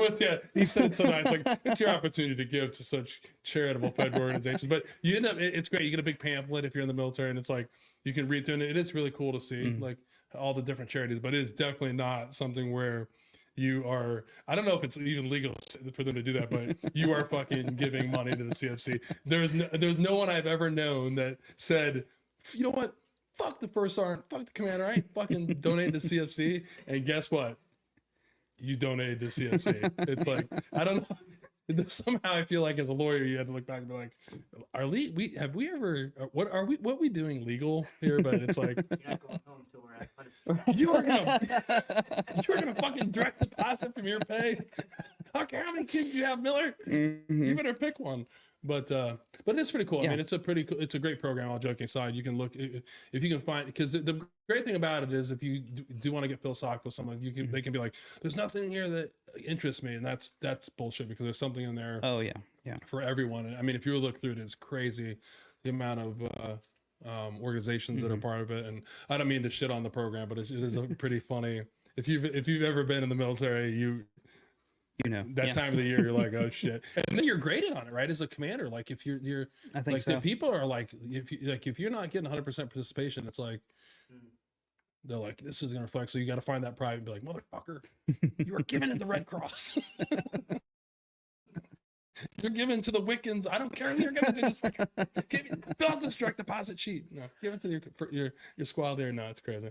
But no, it is a great organization. Looking back, I didn't really like take it as serious as I probably should have. But now being a nonprofit that raises money, but I mean, my thing about it as I look back at then is I was aware of it. I'm kidding around, but like my only issue when I look at that program is, and you run a nonprofit. We'll talk about this more later on, but like it's the amount of money that actually goes to the nonprofit, and that's what's cool about CP. That program is you can actually research and find out where your money's going. That was my big thing. I may not have believed in the cause 100%, but if they were giving the most money, I was like, here you go, which is important. So that's always an important thing, I think, when you're donating. Look where the operational. The overhead versus programs, based on what it's really doing. So, but that's a great. You said that so straight face. I was like, I can't wait to look back. It's like, right, Pat. We just believed in donating. Yeah, I try to keep everything above board. So did that for a little bit. You shook down Airmen in Dayton for a year, which was pretty satisfying. How much do you know the number you guys made? I think the year I did it, we cleared at least $1 million, I think. So we did. It was a pretty decent year. That was also post COVID, so the whole charitable solicitations and donations and stuff was all in flux because people didn't know, a lot of shit shutting down. People aren't working. But you're getting government surplus or government stimulus checks and stuff. So it was a weird time for charitable giving and everything. And then so you decide it's a weird time, let's transition to something else to do with charity, right? That's right. Yep. So after that, you just beat your down. I think you beating yourself down a little bit. I'm hearing now. That we head to VCAS, right? Yeah. If you haven't already seen some of the posts, but Josh is actually the president and CEO of the Veterans Companion Animal Services VCAS. He's the third VCAS guy we've had. We finally got the man on. We've had Kevin. Board chair. Yeah, and we had you can put up now if you want, Josh, but you can talk about it. But this is I'll turn it over to you. Like I always turn it up to those guys. Like here you go. You tell us about VCAS. Yeah, so VCAS, we're a local charity, and we place rescue dogs with veterans. Once we make the placement, we also cover pretty much any kind of financial cost that veteran may have for that first year or so. So we'll cover all food, toys, treats, all veterinary care, everything to relieve that financial barrier or burden from the veteran. And with the veterinary care stuff, a lot of times it's kind of a physical or preventatives or annual shots kind of stuff. But no matter what happens with that dog, we'll cover it. Like a few months ago, we had a dog that ended up eating a bunch of cat litter. Just had a field day in the litter box. So we covered, all the complications from that. The dog's doing fine, by the way. But yeah, so whatever. Don't eat cat litter. Yeah, don't let your dogs eat cat litter. It's not. And advised. You don't eat cat litter either. Yeah, nobody should be eating cat litter. Yeah, leave that in the box.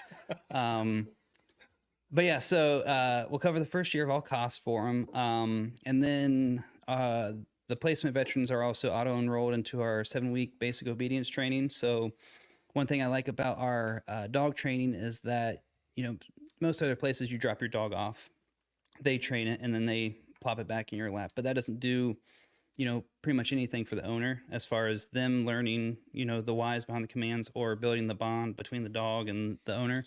So with our training program, we'll have the veteran bring their dog to the training, and then our trainer kind of oversees and coaches them. So the veteran's still doing the training. They're still building their bond. The veteran kind of knows the whys behind the training and why we're structuring it the way we do. And then the training program is open to both placement veterans and then any veteran who already has a dog. They can come and do the training as well. And then our final program is our alumni outings. And that's more so, the veterans who go through program after the first year. They're considered alumni, and we just put on community events for them where different veterans can come together. And we've done everything from Blue Jackets games, Clippers games.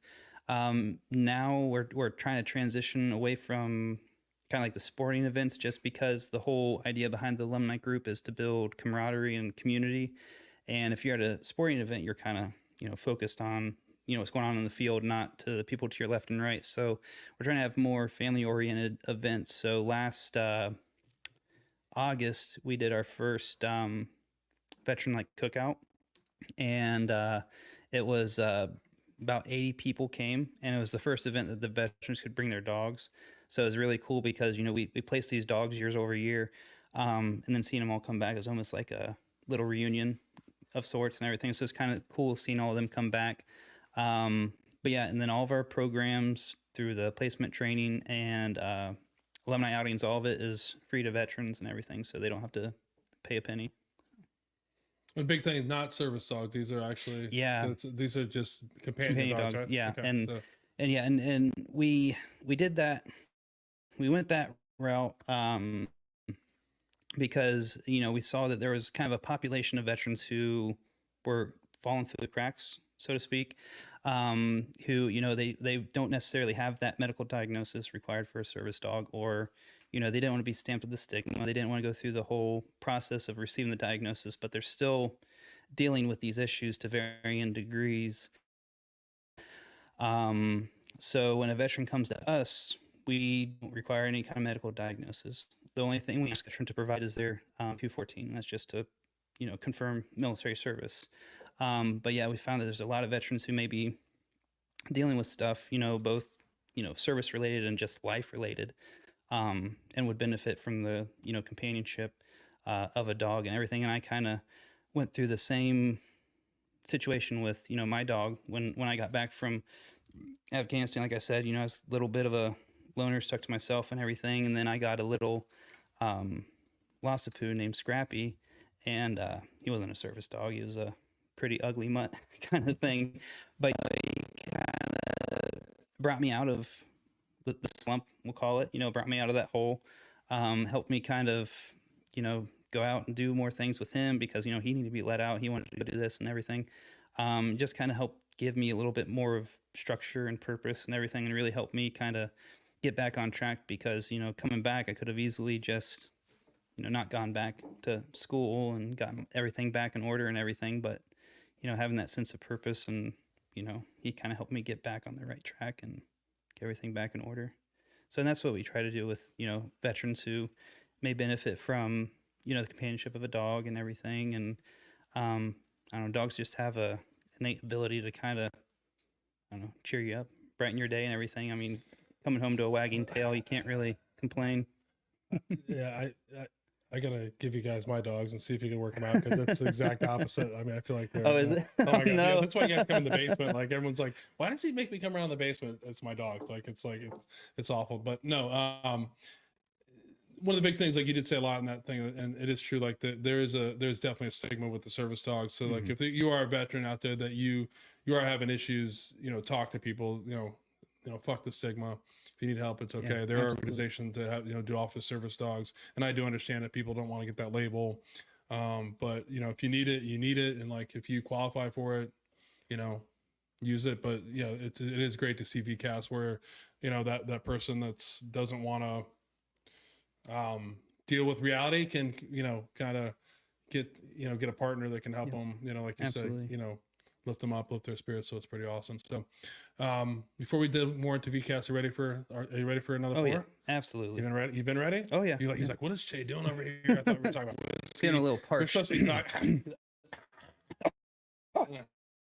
I need some. So we're going old school. I went with Russell. Are you Russell's guy? You have Russell before? I don't know if I've ever had it. Really? Yeah, I think so. Yeah. Wow, we got to get you some better whiskey. Oh, I'm not kidding. So we've had some Russells in the past. It's been a while since we've had a Russell single barrel, but this is Russell's Reserve is distilled at one of my favorite distilleries, Wild Turkey, which is located in Lawrenceburg, Kentucky. The Wild Turkey brand has a great heritage, has a great history. It's supposedly the name came from when in Austin Nichols, who used to own The company took an executive. He used to take samples from the warehouse, and he was going when he'd go on a turkey hunt.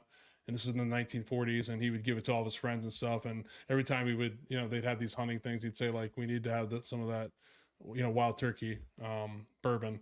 And that's kind of where the name came. And so Austin Nichols began the name Wild Turkey in 1942.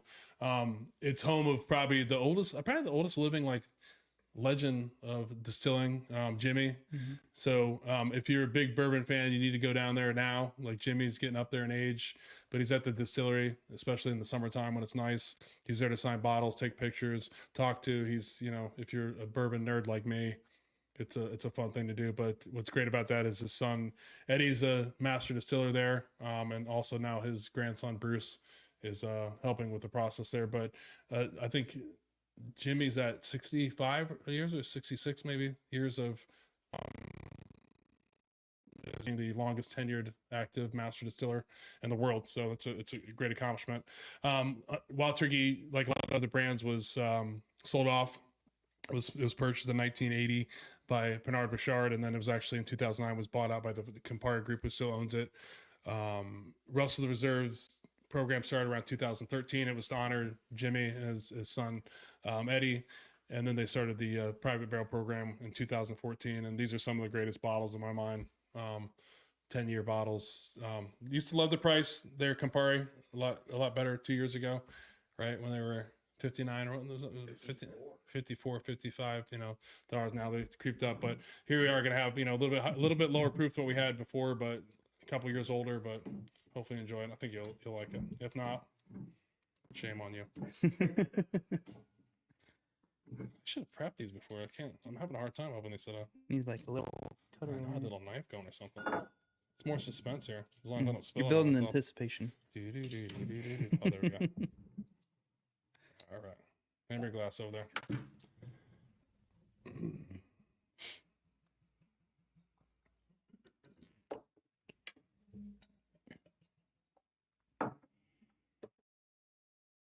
I got super quiet, didn't it? Super quiet when I shut up. There you go. You hand that to those guys, they'll give it a go.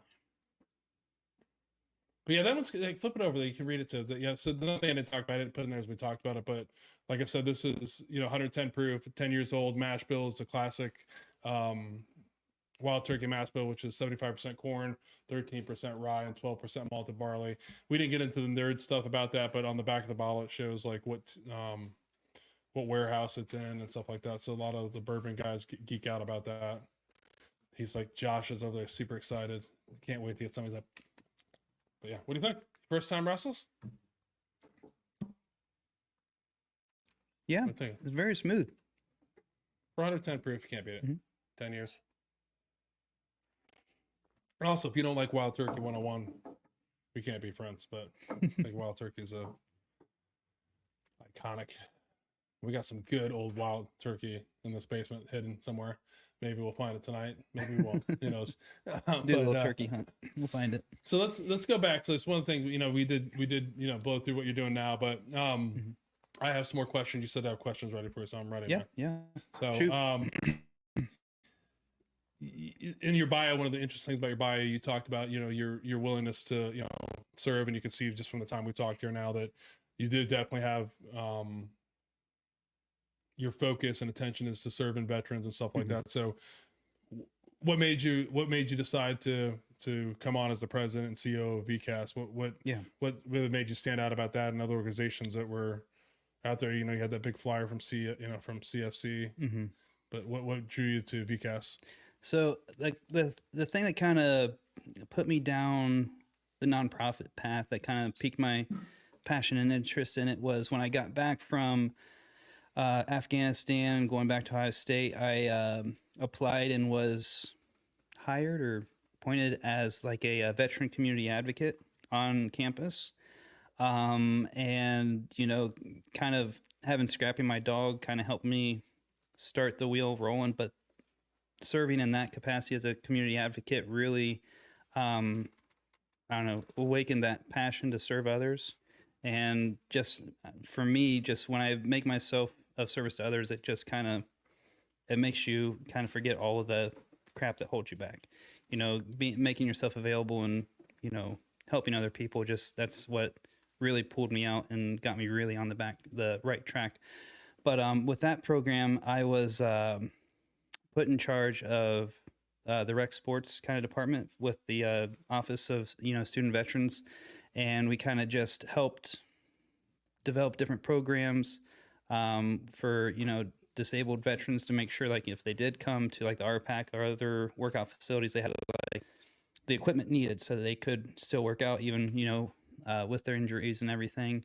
And in that process, I created a student organization that would advocate for disabled veterans called Operation Phoenix, and that the whole Phoenix idea of rising from the ashes, being reborn, and you're not less than, you're just you're a new creation, you've gone through the fire, you're coming out of the ashes, and that's how I kind of viewed veteran recovery.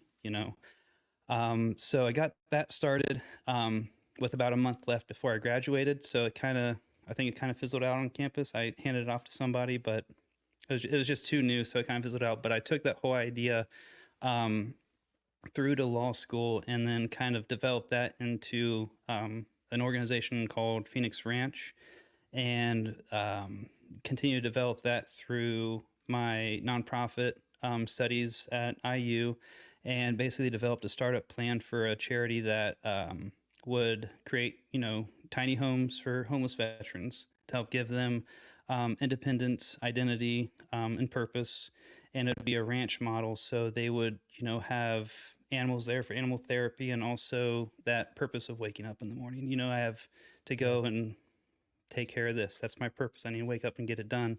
And with that organization, as they start, developing that sense of purpose, getting their kind of day-to-day more structured and everything, we'd also provide training to like skilled-based trades. So like your carpentry, electrical, plumbing, that kind of stuff. And that will help give them a marketable skill that they could take out, become self-sufficient, and just, like the Phoenix rising up, rebirth, recreating yourself. So I helped, I kind of developed that through the, my nonprofit masters and everything.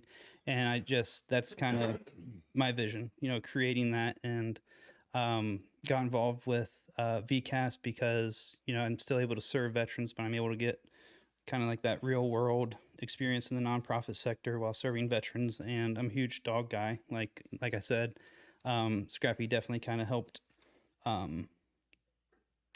save me when I needed something to, like, the lifeline that kind of pulled me out. So I knew that the mission has an absolute tremendous tangible impact. So definitely want to get involved in it. So that's Scrappy's still with us.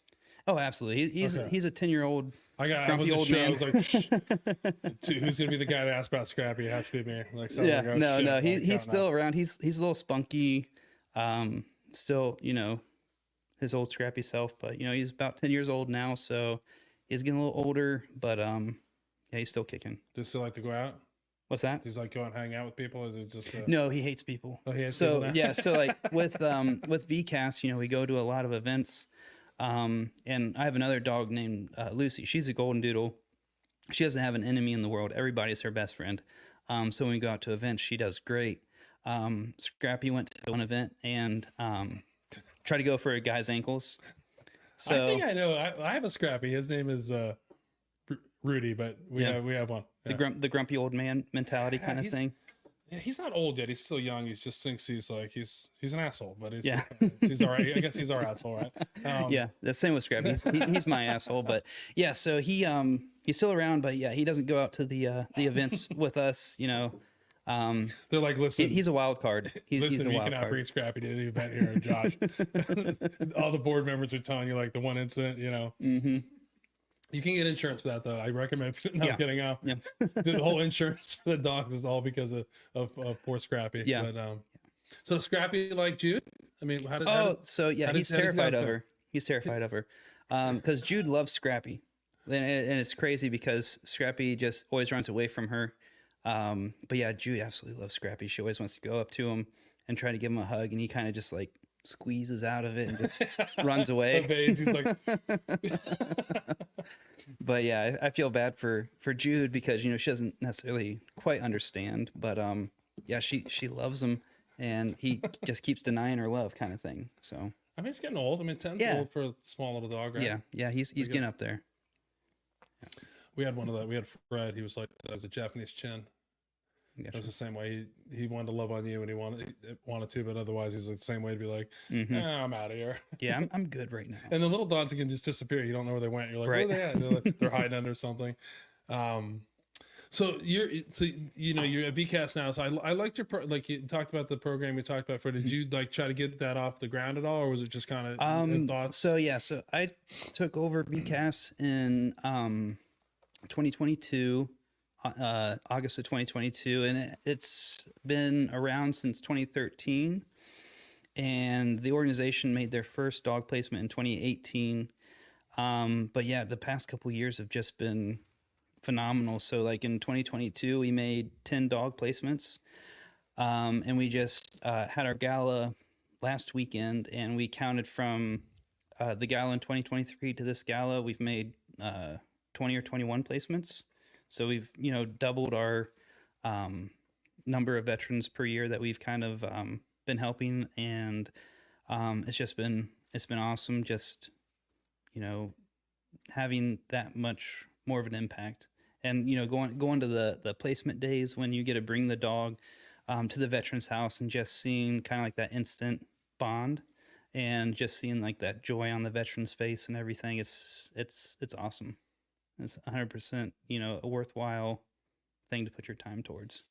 That's crazy. I mean, one of the questions, you and I have met before, and we talked about this, you know, running charities and, you know, 501c3s. It's just an interesting thing. And like when you have an idea to do something, you always are like, am I making an impact? Am I doing enough? So like I was smiling and like feeling really warm inside when you said that, because like, you know, as another grassroots organization, I'm always pushing the board and being a jerk about stuff. I know, saying like, we're not doing enough, but you know, I think this year we're going to make two, you know, maybe 3 scholarships this year, from 1 to 3. So like, to me, I'm always like, we should be doing 15, and these guys like chill out. But the reality is, like, to hear you talk about the grassroots stuff is like, I am always hard on myself that I'm not doing enough. Like I'm not making a big enough impact. But just listening to you again like that, you know, just listening to another person that's doing what I'm doing and hearing that, and like to have somebody else say it, you're kind of like, shut the hell up, Jay. You're doing great. And I say that only because if you have an idea that can help people, it doesn't have to be veterans. Just, you know, don't do what I did, which is wait too long, or wait because you're worried about it. Just fucking do it. Yeah. And people are gonna see your passion and do it, and it makes an impact. If it's one person, if it's 21, that's, you know, 21's better than 0. That's how I look at it, right? Yeah, and I mean, it's like you're saying, it running an organization, sometimes you get a little bogged down in the day-to-day because there's a lot of stuff that goes into, you know, running the organization, and not all of it is that direct program engagement of like, you know, a placement day, but it's all the domino pieces that you have to set up before that moment. And you can get lost in that, in the before, and the setting up, and the work, and the tedious stuff of the day in and day out. But, you know, when all those dominoes fall and you get to see that placement day, you get to see that, you know, flashpoint of your impact being made, you know, you forget about all that tediousness. All of it was worth it. And like you're saying, it doesn't matter if it's 100 or 1,000 or, you know, just the one, you know, just having that impact on that one person makes everything worth it. So. Yeah. And I mean, we're talking about charities here, but it's in life in general, is like, enjoy the moment when the good parts happen. I mean, there's a lot of hard work and a lot of monotonous shit, but just enjoy it. Like we can joke about it, like graduation, like all the hard work that goes into, you graduated this year, congratulations, enjoy it. You know, be in the moment of everything you're doing, because if you get caught up in, it's easy, right? Like even no matter, like at my age, I'm a little bit older, I've been doing some stuff for a little bit while longer, but it does sometimes to sit at home. I'm like, Jesus, did we make enough money? Are we doing this? Or let's do this. And then you sometimes do have to really think and reflect on the impact you're making on people. Absolutely, You know what I mean? Which is huge. And I'm a big believer in like the grassroots stuff. Like one is better than none, right? And you know, what organization, whatever you're doing, it may not grow into, you know, these gigantic, you know, organizations are out there, you know, the Wounded Warrior Project, things like that, but you can still make an impact at your local level. And I mean, I'm truly thankful. Like if I would have done what I've done, I would have never met, you know, Tom. You know, I knew Kevin from the Bourbon Group, but I've never met you. And that's where you see the power of what we're doing when we all can come together and, you know, leverage what niches we have and really have an impact on people that really need it. Right. So 100%. Yeah. But you just said, I'm so mad at you didn't come to my charity event. And I didn't come to yours. We got to work on it this same year. day. Yeah, we both had a lot of going on that day. You didn't get the memo. I didn't get the memo, but we'll try to do. But yeah, all joking aside, they had their gala right on the same day that we had the our first fundraiser. So good opportunity. Real quick, I gotta stop real quick talking to you, but I just want to thank everybody. I've been on, and you know, it's been a busy couple weeks. Like Josh just said, you know, VCAS Josh, not our Josh, but our Josh should say the same thing. But a lot goes into like the first time you're doing that. So I just want to take an opportunity from the Boards with Patriots family to thank everybody that was a part of the fundraiser a couple weekends ago. It was a huge success. Josh, my accountant, is not doing a good job in telling me how much we've raised yet. I did give him 2 weeks, which ends tomorrow, I think, or a couple of days to give you a number. He just slipped me the bird, but we did raise a shit ton of money. We're going to be able to, you know, expand what we've been doing with scholarships, but I do want to thank everybody that came out to the event. I want to thank everybody that supported it. You know, the folks at Zaftig, folks at Opa Grill and Tavern, everyone that's really behind the throwing the event. It's really special. And it was a huge success. You know, next year Joe doesn't know this, he's not here, but we're gonna go to 64 teams next year. It's a joke, but we want to thank everybody. Columbus Barrel Company. I can't think of everybody that involved. Izzy Wood. Who am I missing, guys? What was that? Food truck band. Yeah, the food truck. We had there'll be an official thing. I've been slacking too, because like Josh had said, all this work that goes into it, like you do this all that kind of stuff, and you just want to relax and take a deep breath and like kind of reset. So I'm still in that reset mode, but it was a huge success. We had a great band out there, a great food truck, Zaftig. I mean, tons of donations we had in here, but I just want to thank everybody that came. And most importantly, I want to take the opportunity to thank the board. We had a lot of people that stepped up on the board to make this happen. And thank you guys for doing that. And I kind of stole your thunder there, right? I mean, What's that? No, hopefully next year we can have you here. I mean, VCAS absolutely. wasn't there. I'd thank them, but they were too busy, you know, having their own thing. But no, hopefully we'll let us know. We'll bring out some dogs and Fraternal Police. We have to thank them as well. They were a huge sponsor. So, but next year we gotta wait. Yeah, we just gotta not do it on the same day, right? Yeah. That helps when you don't do two things one day. And then the American Hero Hunt, which we were close to before, they had something going on. Horrible planning on all of our parts. It's a popular day, so. Well, yeah, it is. When you're trying to get a day, you're looking for a nice day for weather. We couldn't have got better on that, but it's a tough time. May, you gotta figure it out. But and the third Saturday is Armed Forces Day, so that's why we hold our gala on that day. Is like it's another kind of military recognition day. So, which we just had Memorial Day. Yeah. And so that's when we had a big joke this week talking about that, when how upset veterans get when somebody wishes you happy, like thanks you for your service on Memorial Day. And what's your thought on that? Let's think about that. Let's have a thought on that, because I have some thoughts about that. Yeah. So my oldest son, 23, said, you know, thank you for your service. Yeah. Right. So, because I feel like I've gotten older, where like before, if I around like when I was my like 30, I'd be the guy who's like, it ain't fucking Veterans Day, it's Memorial Day. We're supposed to be, you can't be celebrating on Monday. You're supposed to be miserable. So, but how I've got it now is like that. If you're a civilian, you don't really know what to say. So the natural thing is to, if you know someone's a veteran, to thank him. And then you have some guy like us who's a fucking asshole that has to then tell you about how it's the wrong holiday. Right. Yeah. What's your thoughts on that? I think that a veteran in the veteran shoes should show people a little bit of grace, understand the sentiment behind what they're trying to say. Like you said, they may not understand the difference between Memorial Day or Veterans Day, and kind of the different days and what group they're meant to kind of honor. But just look at it at the intention behind it and the sentiment of the person. Be like, oh, thank you, but today's actually about honoring those who didn't come home, or whatever, insert statement there. But don't be an asshole about it, because they're not trying to be an asshole. They're not trying to piss on your day or anything. But there's a lot of veterans that are like, I mean, and I understand being an asshole into veteran. Trust me, I understand.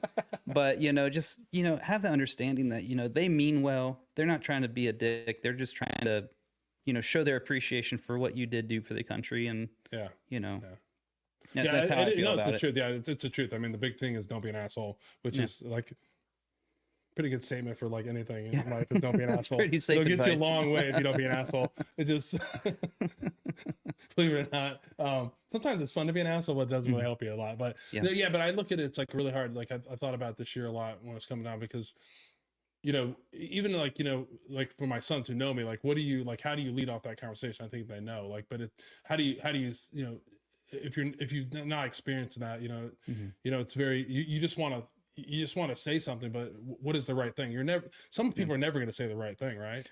Because that's like you walk up and be like, oh, I hope you're thinking well about your friends you lost today. I mean, I think the thanking you for your service is like just a natural way to say, hey, I'm acknowledging it. But the big thing is, like you said, taking out. I don't have it as maybe to be a learning opportunity. Maybe it's just to say thank you and move on. If it's something that somebody that's close to you, like my son, that's a conversation we had later, right? But if it's just some random person who's saying it, or like on Facebook, don't be a fucking asshole, because that person doesn't have to say anything, and don't be they're trying to do a nice thing. They're a little bit misguided and everything, but their intentions are good. Yeah, they're not like they're not trying to burn down the flag or something. Yeah. So. How do they know what you've been through? But still, it's like, I mean, it's a tough time, but it's also, it's just one thing. Don't be that guy who's like telling them that, because there are things, different holidays, and I feel like in the past, maybe have I overcorrected someone? Possibly. I have. Yeah, I have. But no, I mean, you think about it, because it's a weird time. It's like,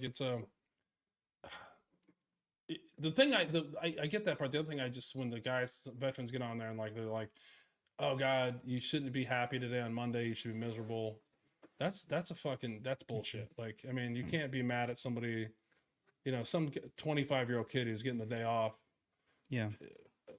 Well, 1% of the population serves, so you can't be like mad at this person because they're having fun and celebrating, having a Monday off, and I don't think they're being disrespectful for your friend who was killed in Afghanistan, Iraq, or Vietnam. So it's like, again, like you said, don't be an asshole, right? Yeah, don't be an asshole. And I mean, just kind of, especially like with Memorial Day, is very solemn to, honor the sacrifices made and everything. But if somebody is confused about it, don't shit on their day. They don't know. Yeah. They don't know any better. Like, they don't know any better.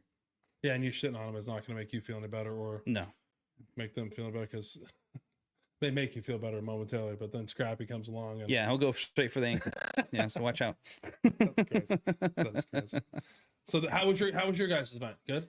It was good. So we had about, I think it was like 187 people at the gala.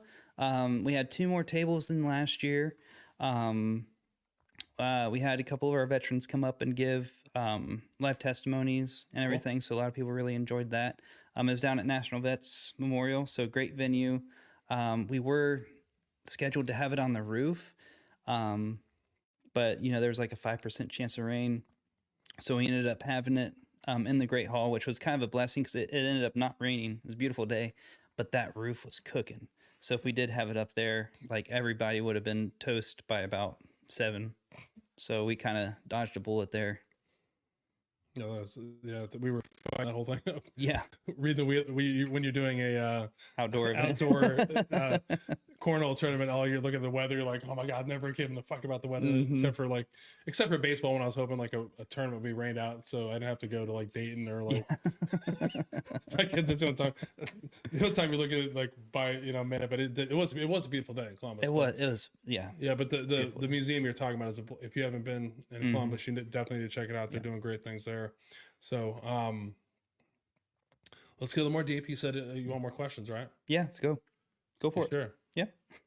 This question's from your wife. No, I'm kidding. Oh God, no. This is from right. She DM me. No, I'm kidding. So you talked a little bit about it. You kind of like dipped your toe in it a little bit, and then you got out of it. But you're like, talking about coming back from Afghanistan and kind of being on your own a little bit, dealing with the situations of being hyper vigilant. And then you talked a little bit about transferring from Baylor up to Indiana, where you're kind of again losing your peer group. So question I ask all the vets that come on. So sounds like a little bit you struggle a little bit with PTS and depression, right? Yeah. Would you say that? I would say so, yeah. So you feel like sharing your journey a little more? I know you've done it a little bit, but what has helped you deal with? I mean, you touched on a little bit, but now I want to get more specific about what helped you along the way. I know Scrappy's big. I feel like every time you say Scrappy, you're getting close to crying. He's my dude. You get really emotional. I can see it before. If you can't see it, I Yeah. can definitely see it. I'm not making fun of it. Like, it's a real thing. And Yeah, let's just say Scrappy got on his little pup. He finished out undergrad with me. He moved down to Texas with me. The only thing I brought from home down to Texas with me, he came down there. And then, came back up to Indiana with me. And yeah, I mean, for me, the worst was, kind of like at the end of the day, when the chaos of the day has died down, you're by yourself and everything. And that's where, I kind of would, find myself in darker places and just bad thoughts and bad mindsets. But with Scrappy, I never had to be alone. There would be this little dude who would either be, pissing on the side of the couch, so I'd have to yell at him for that, or he would be bringing up a toy and want to play, or he would need to be let out to, go outside and everything. And, just Scrappy made sure that I always, someone was always there, and he just, with dogs, they're not judgmental. They don't care. You come through the door at the, after being gone 8 or 10 hours, they don't care that you were gone. They're just happy that you're there. So he definitely kind of, helped keep my mind on him. And then with that veteran community advocate position, really helped me kind of, it gave me a vision and a purpose. Like after going through that program, I knew like I am going to dedicate my life to helping other veterans, right, my fellow veterans, and I'm going to help them get through some of like their hard times and help them see past it, help them get to the next level, the next stage, and get past, the things that they may be battling now. So just having a companion there and then having a long-term vision and purpose just really helped me kind of bust out and move forward. Yeah, that's huge. I mean, that's a great. I love asking this question because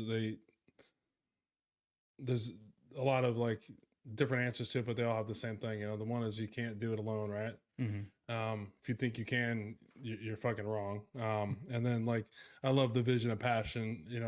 Or that's our purpose. Mm-hmm. It's a huge thing, and I mean you have to have, and it doesn't matter what the purpose is, right? As long as it's something productive. Yeah. That's what a lot of people get confused about. Is like I have a purpose doing something. If it's starting a charity, it's freaking, whatever your purpose is, like just freaking do it. Have something that, say you're going to do it and declare it and have a purpose. Mm-hmm. And that's huge. And go after that's, it. That's a great way to do it. And we've had a lot of people say those same different ways, and it is important. But I mean, the one thing we say here on Pours with Patriots, it's huge, is we can't do this alone. Mm-hmm.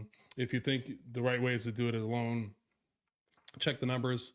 It's not working. Right. So that's why we always say, like, you got to be resilient, but also be there for, other veterans, be there for other people that are struggling. It's a tough time, but yeah, you can't do it alone. But yeah, find that purpose. It's huge. I mean, 100%. and purpose isn't Yeah.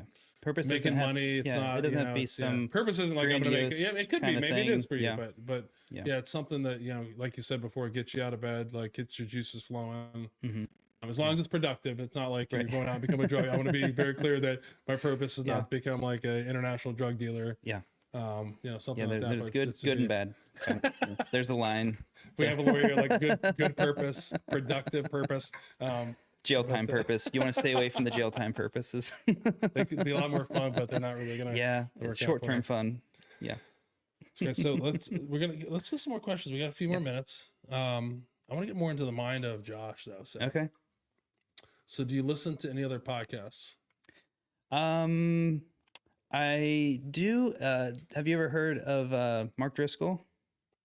I don't know that one. So he's a preacher down in Arizona, and his ministry is very based around men and building men up to bless women and children. So he's not very politically correct, but he's a true and passionate Bible teacher. Everything he says, he kind of backs up with scripture. So he's not just blowing wind up your sails kind of thing. So he has a lot of great stuff. I like a lot of his teachings, so I kind of listen to that while I'm on the road and everything. Haven't heard of that one. Have to check it out. Go for it. Yeah.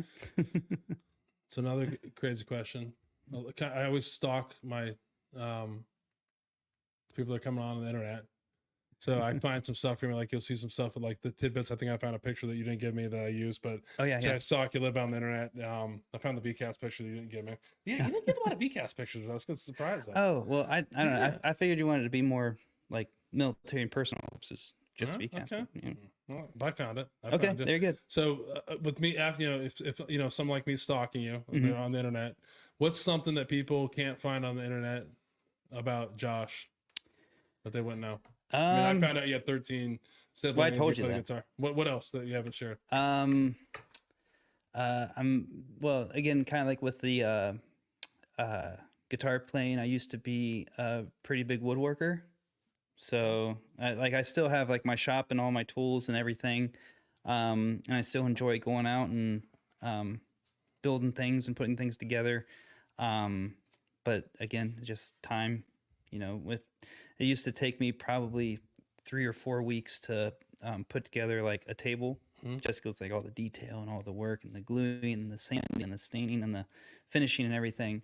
It's just I don't have time for that anymore. But I do still try to do a few smaller projects here and there, and just still kind of get your drill out and give it a couple test squeeze, make sure it still works. Yeah, exactly. So I gotta challenge you on that. So I'm gonna give you a challenge. I know you're a busy guy. Yeah. I'm a busy guy too, but you got a young family. I've been there before. Take a deep breath.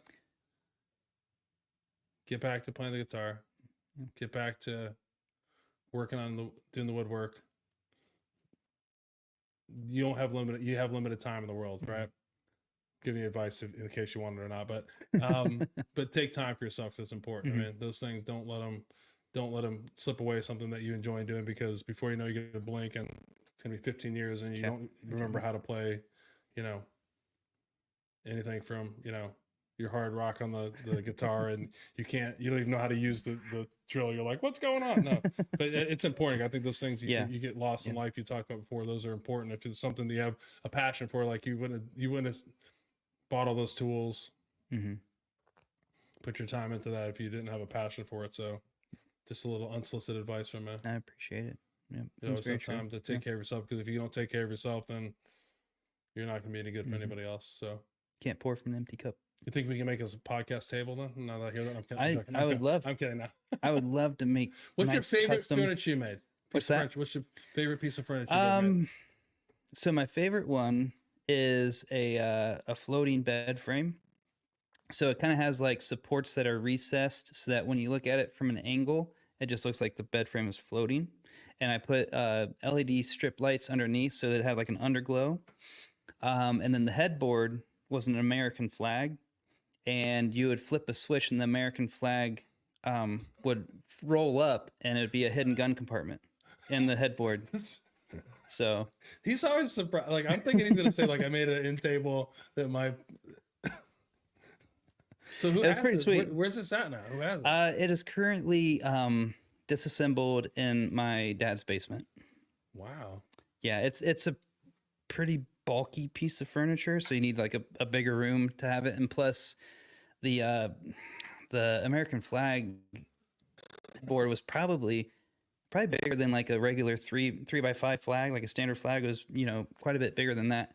So in order to really implement it, your ceiling has to be freaking tall, real tall, in order for it to like fully roll up. Video of this thing working? Yeah, yeah. I should have one. I can show you. I'll show you. That's probably my favorite project that I've done. And then probably the most intricate, I made my wife I think it started as a record stand, and I think it had over 500 pieces of individually cut wood, because I cut little pieces to make like a pattern for the tabletop. And then it had the I think it's called like the Lynchburg device, where you put electrodes in wood and create a fractal design. Okay. So I did that on the front of it, and it was a fun project, probably the most involved project I've ever done, just with all the tiny pieces of, different pieces of wood I had to cut. But yeah, I take that back, because I was thinking like that you shouldn't too much too time this. I thought you were making like cutting boards that take you like a couple hours. It's like, no, I'm kidding around. You obviously have a passion for it. You gotta always, keep doing that. So is that in the house? She's like, yeah, I give her shit about this all the time. But she actually gave the record stand to her mom to put in her mom's like hairdressing studio. So probably the project I spent the most amount of time on, she gifted. And it's fine, because more people get to enjoy it now and more people get to see it. So it's probably all for the best. You gotta go to see your mother-in-law. Let's see your my prize creation. They don't realize your mother-in-law. You say hi to your mother-in-law, but you walk over and you're like rubbing your hand on it, all like, man, I miss you. I wish you were in the house. Remember all those good times we used to have? Remember when you were in the house? I love you. Yeah, I love you too, Josh. No, I'm talking to the table. Yeah, Mom. I'll be with you in a minute. I'm talking to my table right now. Oh man, that's fun. Your prized possession she gave away. That's being married. They're gonna do that. That is being married. Yeah, and you just gotta say, yep, you got it. Your mom. I made that for your mom. Deep down inside, I knew your mom. I always knew it would wind up with her. So it's always. What was your mother-in-law's reaction to it? Did she love it? I think she liked it. She appreciated it. It's a nice piece. Yeah, I think she enjoyed it. Yeah. We have some wood pieces in our house. So my dad's a woodworker too. Oh, is he? He was a couple, but I have his earlier work. He got a little lazy, started knocking off Amish designs. He would go out to Amish country and like come back with scalping designs. He really was. He was like, before legally. I mean, I don't know if they had like trademarks on it, but they go on a trip and he come back and all of a sudden he's at some store like tracing it out and stuff. Where'd you get that, Dad? Oh, that's a bench I saw in the country. I'm making it. And he'd make like 15 of them, but we have some stuff that's floating around. Yeah. So nice.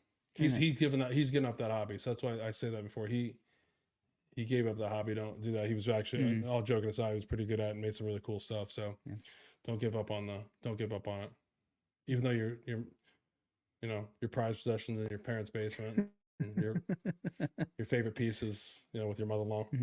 It's being enjoyed by someone, right? Yeah, exactly. The gift is to give it to other people and let them enjoy it. Exactly.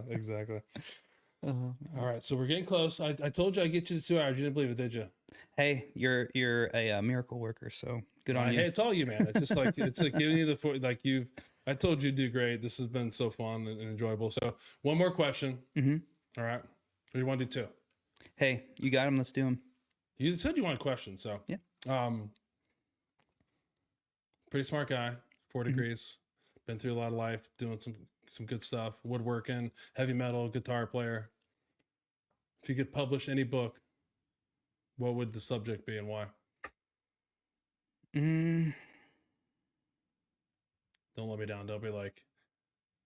I guess not giving up and everything. Because there's been a lot of stuff in my life where, you know, I was kind of at a crossroads, like, you know, leaving on deployment undergrad and come back, and you could either, you know, go back to school or just kind of do the easy thing and go get a job and just kind of do that. And, you know, through life, you're met with these different crossroads, doing the, you know, the hard thing or the easy thing. And the hard thing is always, well, 9 times out of 10, you know, what's going to drive you forward. So, just like at those points in your life, just, you know, don't quit, just keep going. You know, like I said, it's really important to have a vision, and a purpose of like what your long-term goals are, and make that your focus. And, you know, keep going there, and like hard, you know, doing the hard thing to keep getting you there. Do that. Don't do the easy cop out or doing the thing that's going to give you temporary gratification. Like, keep pushing yourself, because that's your goal. Everything else is, you know, just kind of secondary, but always just do the hard thing to get you towards where you're trying to go. So what's the name of the book be? Oh, don't quit. I feel like not very poetic. I feel like someone's already made that name of that book, but I never had the secondary follow-up question on that, but yeah, got that in there. But here, that wasn't my last question. Yeah. We're getting in on a serious note, because that's what we do. And veterans' mental health is super important to your organization, my organization. So last question, serious question. You know, with all the focus and attention that's on veteran mental health, what is not being done, in your opinion, that needs to be done? I feel like the veterans who need stuff the most are the ones who don't reach out themselves. So, you know, and being in the military, you have your battle buddies, your friends that you served with, whether it's, you know, a year ago or 10 years ago. But just check up on your guys, you know, the people that you served with. You know, they may be going through battles that you know nothing about, and sometimes just checking in with them, you know, time and time again, kind of, you know, periodically, just lets them know that there's somebody out there who cares about them, who is reaching out to make sure they're doing good, and is reaching out to see if they need anything.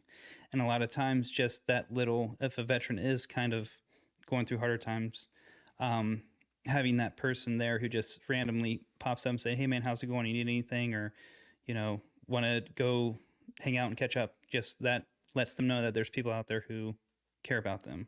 And, you know, you make those connections and you have those touch points, and it can lead to them maybe opening up to you. And then it's you know, it's on to you to kind of talk them to get them to a place where they need to go, whether it is reaching out for, you know, additional help or just helping them kind of get their head straight kind of thing. So reach out to your friends, especially the ones that don't reach out to you. Yeah, and I'd also say the only thing I'd add to that, that's a great comment, is don't even tie into the people that don't talk, or like you're an introvert, you consider yourself to be a self-proclaimed introvert, but you need to reach out to people that are extroverts as well, because and talk to them about what really is going on, because a lot of times, you know, people that are extroverts, larger than life, they're hiding a lot of shit that they need to talk about, or they're really kind of masking it in a different way. So, you know, great advice. So so we're gonna get into anything else you want to add on the story of Josh? Just if there are any veterans in the audience, and you think that, you know, you would benefit from having a companion dog, we are having a interest meeting this, I believe it's Sunday, and if you know, you do want to see what it's all about, it's a great opportunity to learn about our program. We kind of go over everything from start to finish. So if you're interested, just reach out, and I can give you my contact information so people can reach out and everything. And, you know, we'll work with you and get you a dog if that's, you know, what you want to do. So. Awesome. Yep. I was thinking my dad, you gone? You're coming? No? Yeah, he's not allowed to have his wife won't let him have a dog.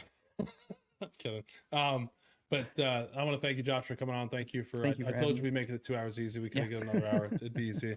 I told you I had a great story, and honestly, thank you for everything you've done in your early life, taking care of veterans. Thank you for everything you guys are doing at VCAS. It's a great organization. We're actually, there'll be a post that's coming out that, you know, to see how you can get the VCAS. One of us will also post. If you give us information about Yeah. Sunday's event, we'll gladly post that. So thank you. Thank Thanks you for for your having me. service. Yep, Thank happy you to for be your here. continued service to Thank veterans. you for your service. Yeah, I appreciate that as well. So we're getting into tonight, the dark part of every podcast. Tonight we're going to honor a veteran who unfortunately took their life. So tonight we're going to honor U.S. Army Sergeant Matthew John Tyndall, 25 years old. Matt took his life on December 20th, 2013 in Grittinger, Iowa. Matt was born on February 21st, 1998 in Emmitsburg, Iowa.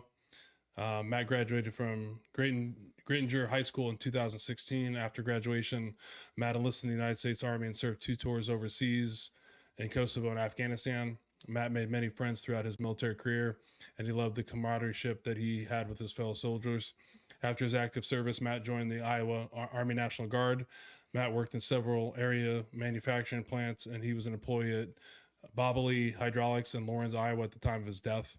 Matt was an avid outdoorsman that enjoyed golfing, fishing, hunting, and taking trips to the Black Hills. He loved music, playing his guitar, and playing Spider-Man with his nephew Wyatt.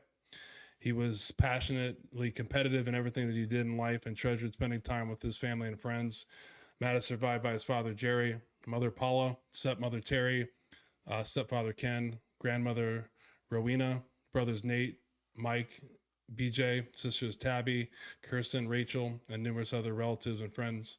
And again, if you're listening or you know someone or you are in crisis, please contact the Veterans Crisis Hotline at 988, or you can call 1-800-273-8255 and press 1, or you can text 838-255, or you can now chat online at the Veterans Crisis Hotline.net/chat.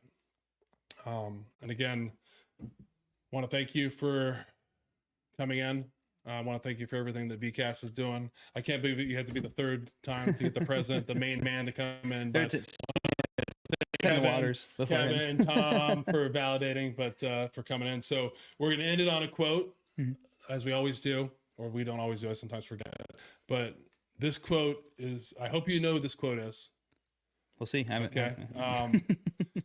I hope you do. We're actually, it's not very often I get to quote my guests. So tonight we're going to quote you, Josh Doran, VCAS president, CEO. And this is why I always love doing this is, he didn't know I was doing this, but when I returned from my deployment to Afghanistan, like a lot of veterans, I was kind of lost and searching for a way to adjust to life back at home. Ultimately, I got my dog, Scrappy. Having him help me adjust to being back home and brought me so much joy. He hasn't left my side since. So here's to you. Here's to Scrappy. Thank you. And we'll see everybody in a couple weeks. Again, thanks everybody for listening, and we'll talk to you soon. Thanks. Thanks.